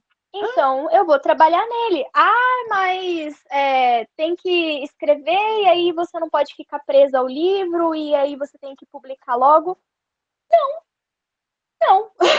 Eu vou reescrever ele o tanto de vezes que eu achar que eu preciso reescrever ele até ele ficar bom pra mim. Eu não tô falando se a opinião do influencer que critica ou do, sei lá, né? Não vou nem citar, eu falar de um alto cargo da religião, mas não tem nada a ver com isso. Não é se vai agradar aquele ou aquele lá que critica e a vida dele é criticar livro e as pessoas só vão ler se aquele lá aceitar. Não, ele tem que estar bom para mim, porque o 1 fez sentido para mim, fez sentido para vocês. Então, se o 2 fizer sentido para mim, eu tenho certeza que para vocês também ele vai fazer sentido. E aí eu não vou soltar qualquer coisa, porque assim, um ano é demorado? É demorado, mas se você for pensar que esse livro ele vai estar pela eternidade numa biblioteca, numa livraria, em algum lugar, um ano, o que é um ano? O que é segurar aí 1, 2, 3? O que é? Porque assim, Imperium faz 2 anos e meio, né?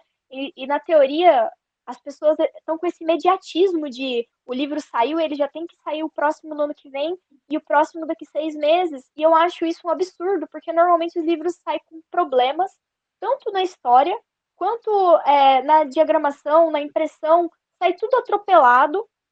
Não vou dizer que se você esperar muito tempo, o livro vai sair perfeito, mas pelo menos melhor do que ele sairia quando você pensou em lançar ele há um ano atrás, ele vai.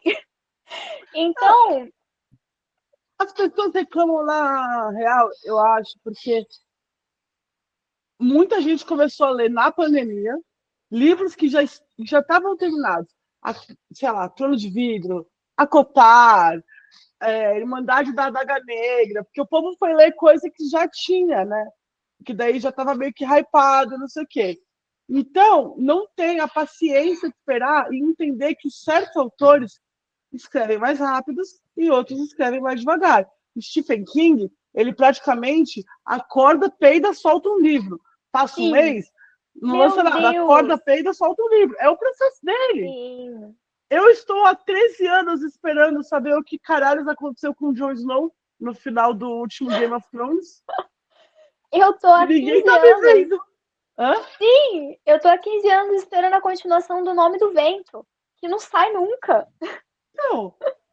E tá tudo certo, gente. Vocês estão esperando 2 anos. É o processo criativo do autor. Ai, Patrícia, mas e aí o 3? Né? Você demorou 3 anos e o 3? Vai ser 5 anos. Se tiver que ser 5 anos, vai ser 5 anos.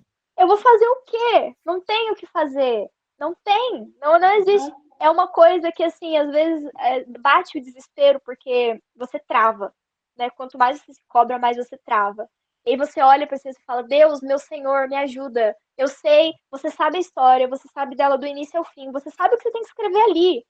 O capítulo ele tem que começar assim, o meio dele é assim e o final é assim. E você escreve, você senta para escrever, sai a escrita de uma criança de 10 anos, né? Eu fui lá, eu comi um pastel, sentei, olhei pro tempo e pensei na minha vida, só isso. Então, como é que você faz para desbloquear isso? Aí é as técnicas de escrita, né? Você tem que ler. Aí você pega ali um livro para ler, você vai demorar um tempo para ler o livro, para você começar a sair do seu limbo de bloqueio, e vai um livro, e vai 2 livros, até você começar de novo. Travou? Mesmo processo. Vai ler de novo, vai fazer exercício de escrita até sair. Mas Patrícia, por que o primeiro livro você escreveu em 6 meses e o 2 você está escrevendo em 2 anos e meio? Porque o primeiro livro era uma brincadeira. Não tinha pressão, não tinha problemas, né? Se não desse certo, não deu, só tinha que agradar a mim. Agora eu tenho que agradar um monte de gente. Então, o peso disso é muito grande. E aí, é um peso que isso quase vai do te povo que bloqueando. chama de folgada nem imagina o que é. Tem povo que surta com expectativa de pai e mãe.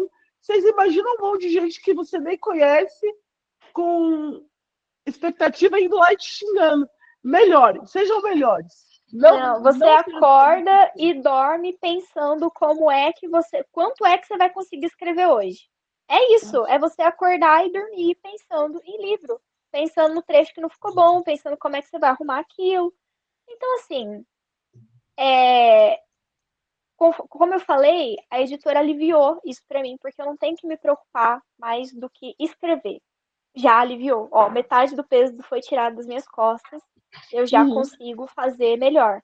Então, eu acredito, eu espero do fundo do meu coração que o 3 eu consiga levar um pouco mais leve. Eu terminei o 2, já está entregue, né?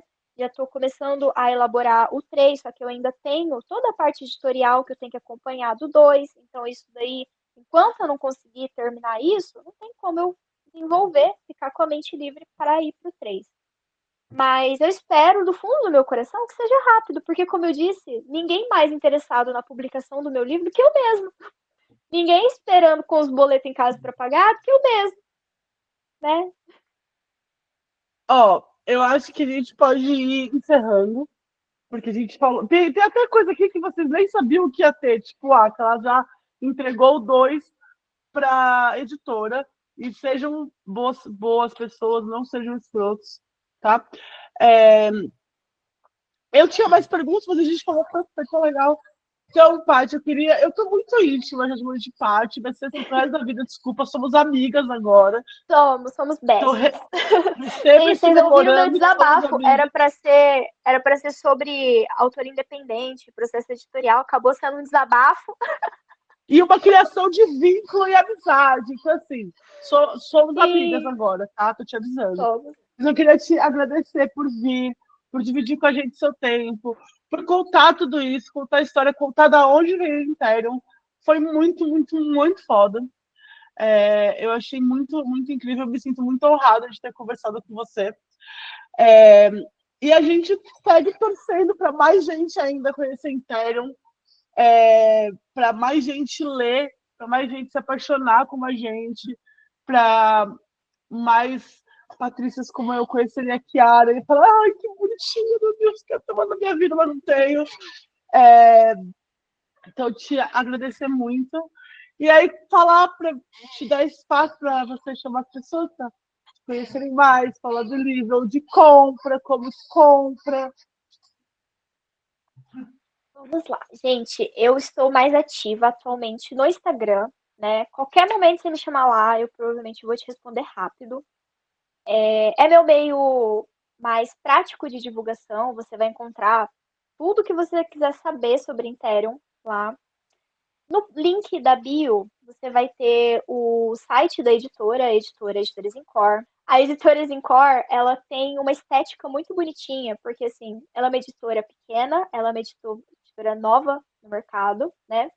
E ela não tem tiragens grandes, a equipe dela também não é grande. Normalmente, a equipe dela é fechadinha e eles trabalham em um livro por vez. Então, eles colocam toda a atenção deles naquele livro que está sendo produzido.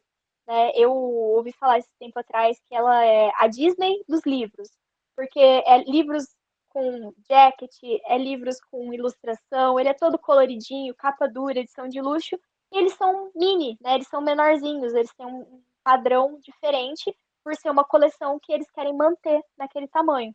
Então, dê uma olhada na editora, é sempre uma experiência você conhecer os livros deles.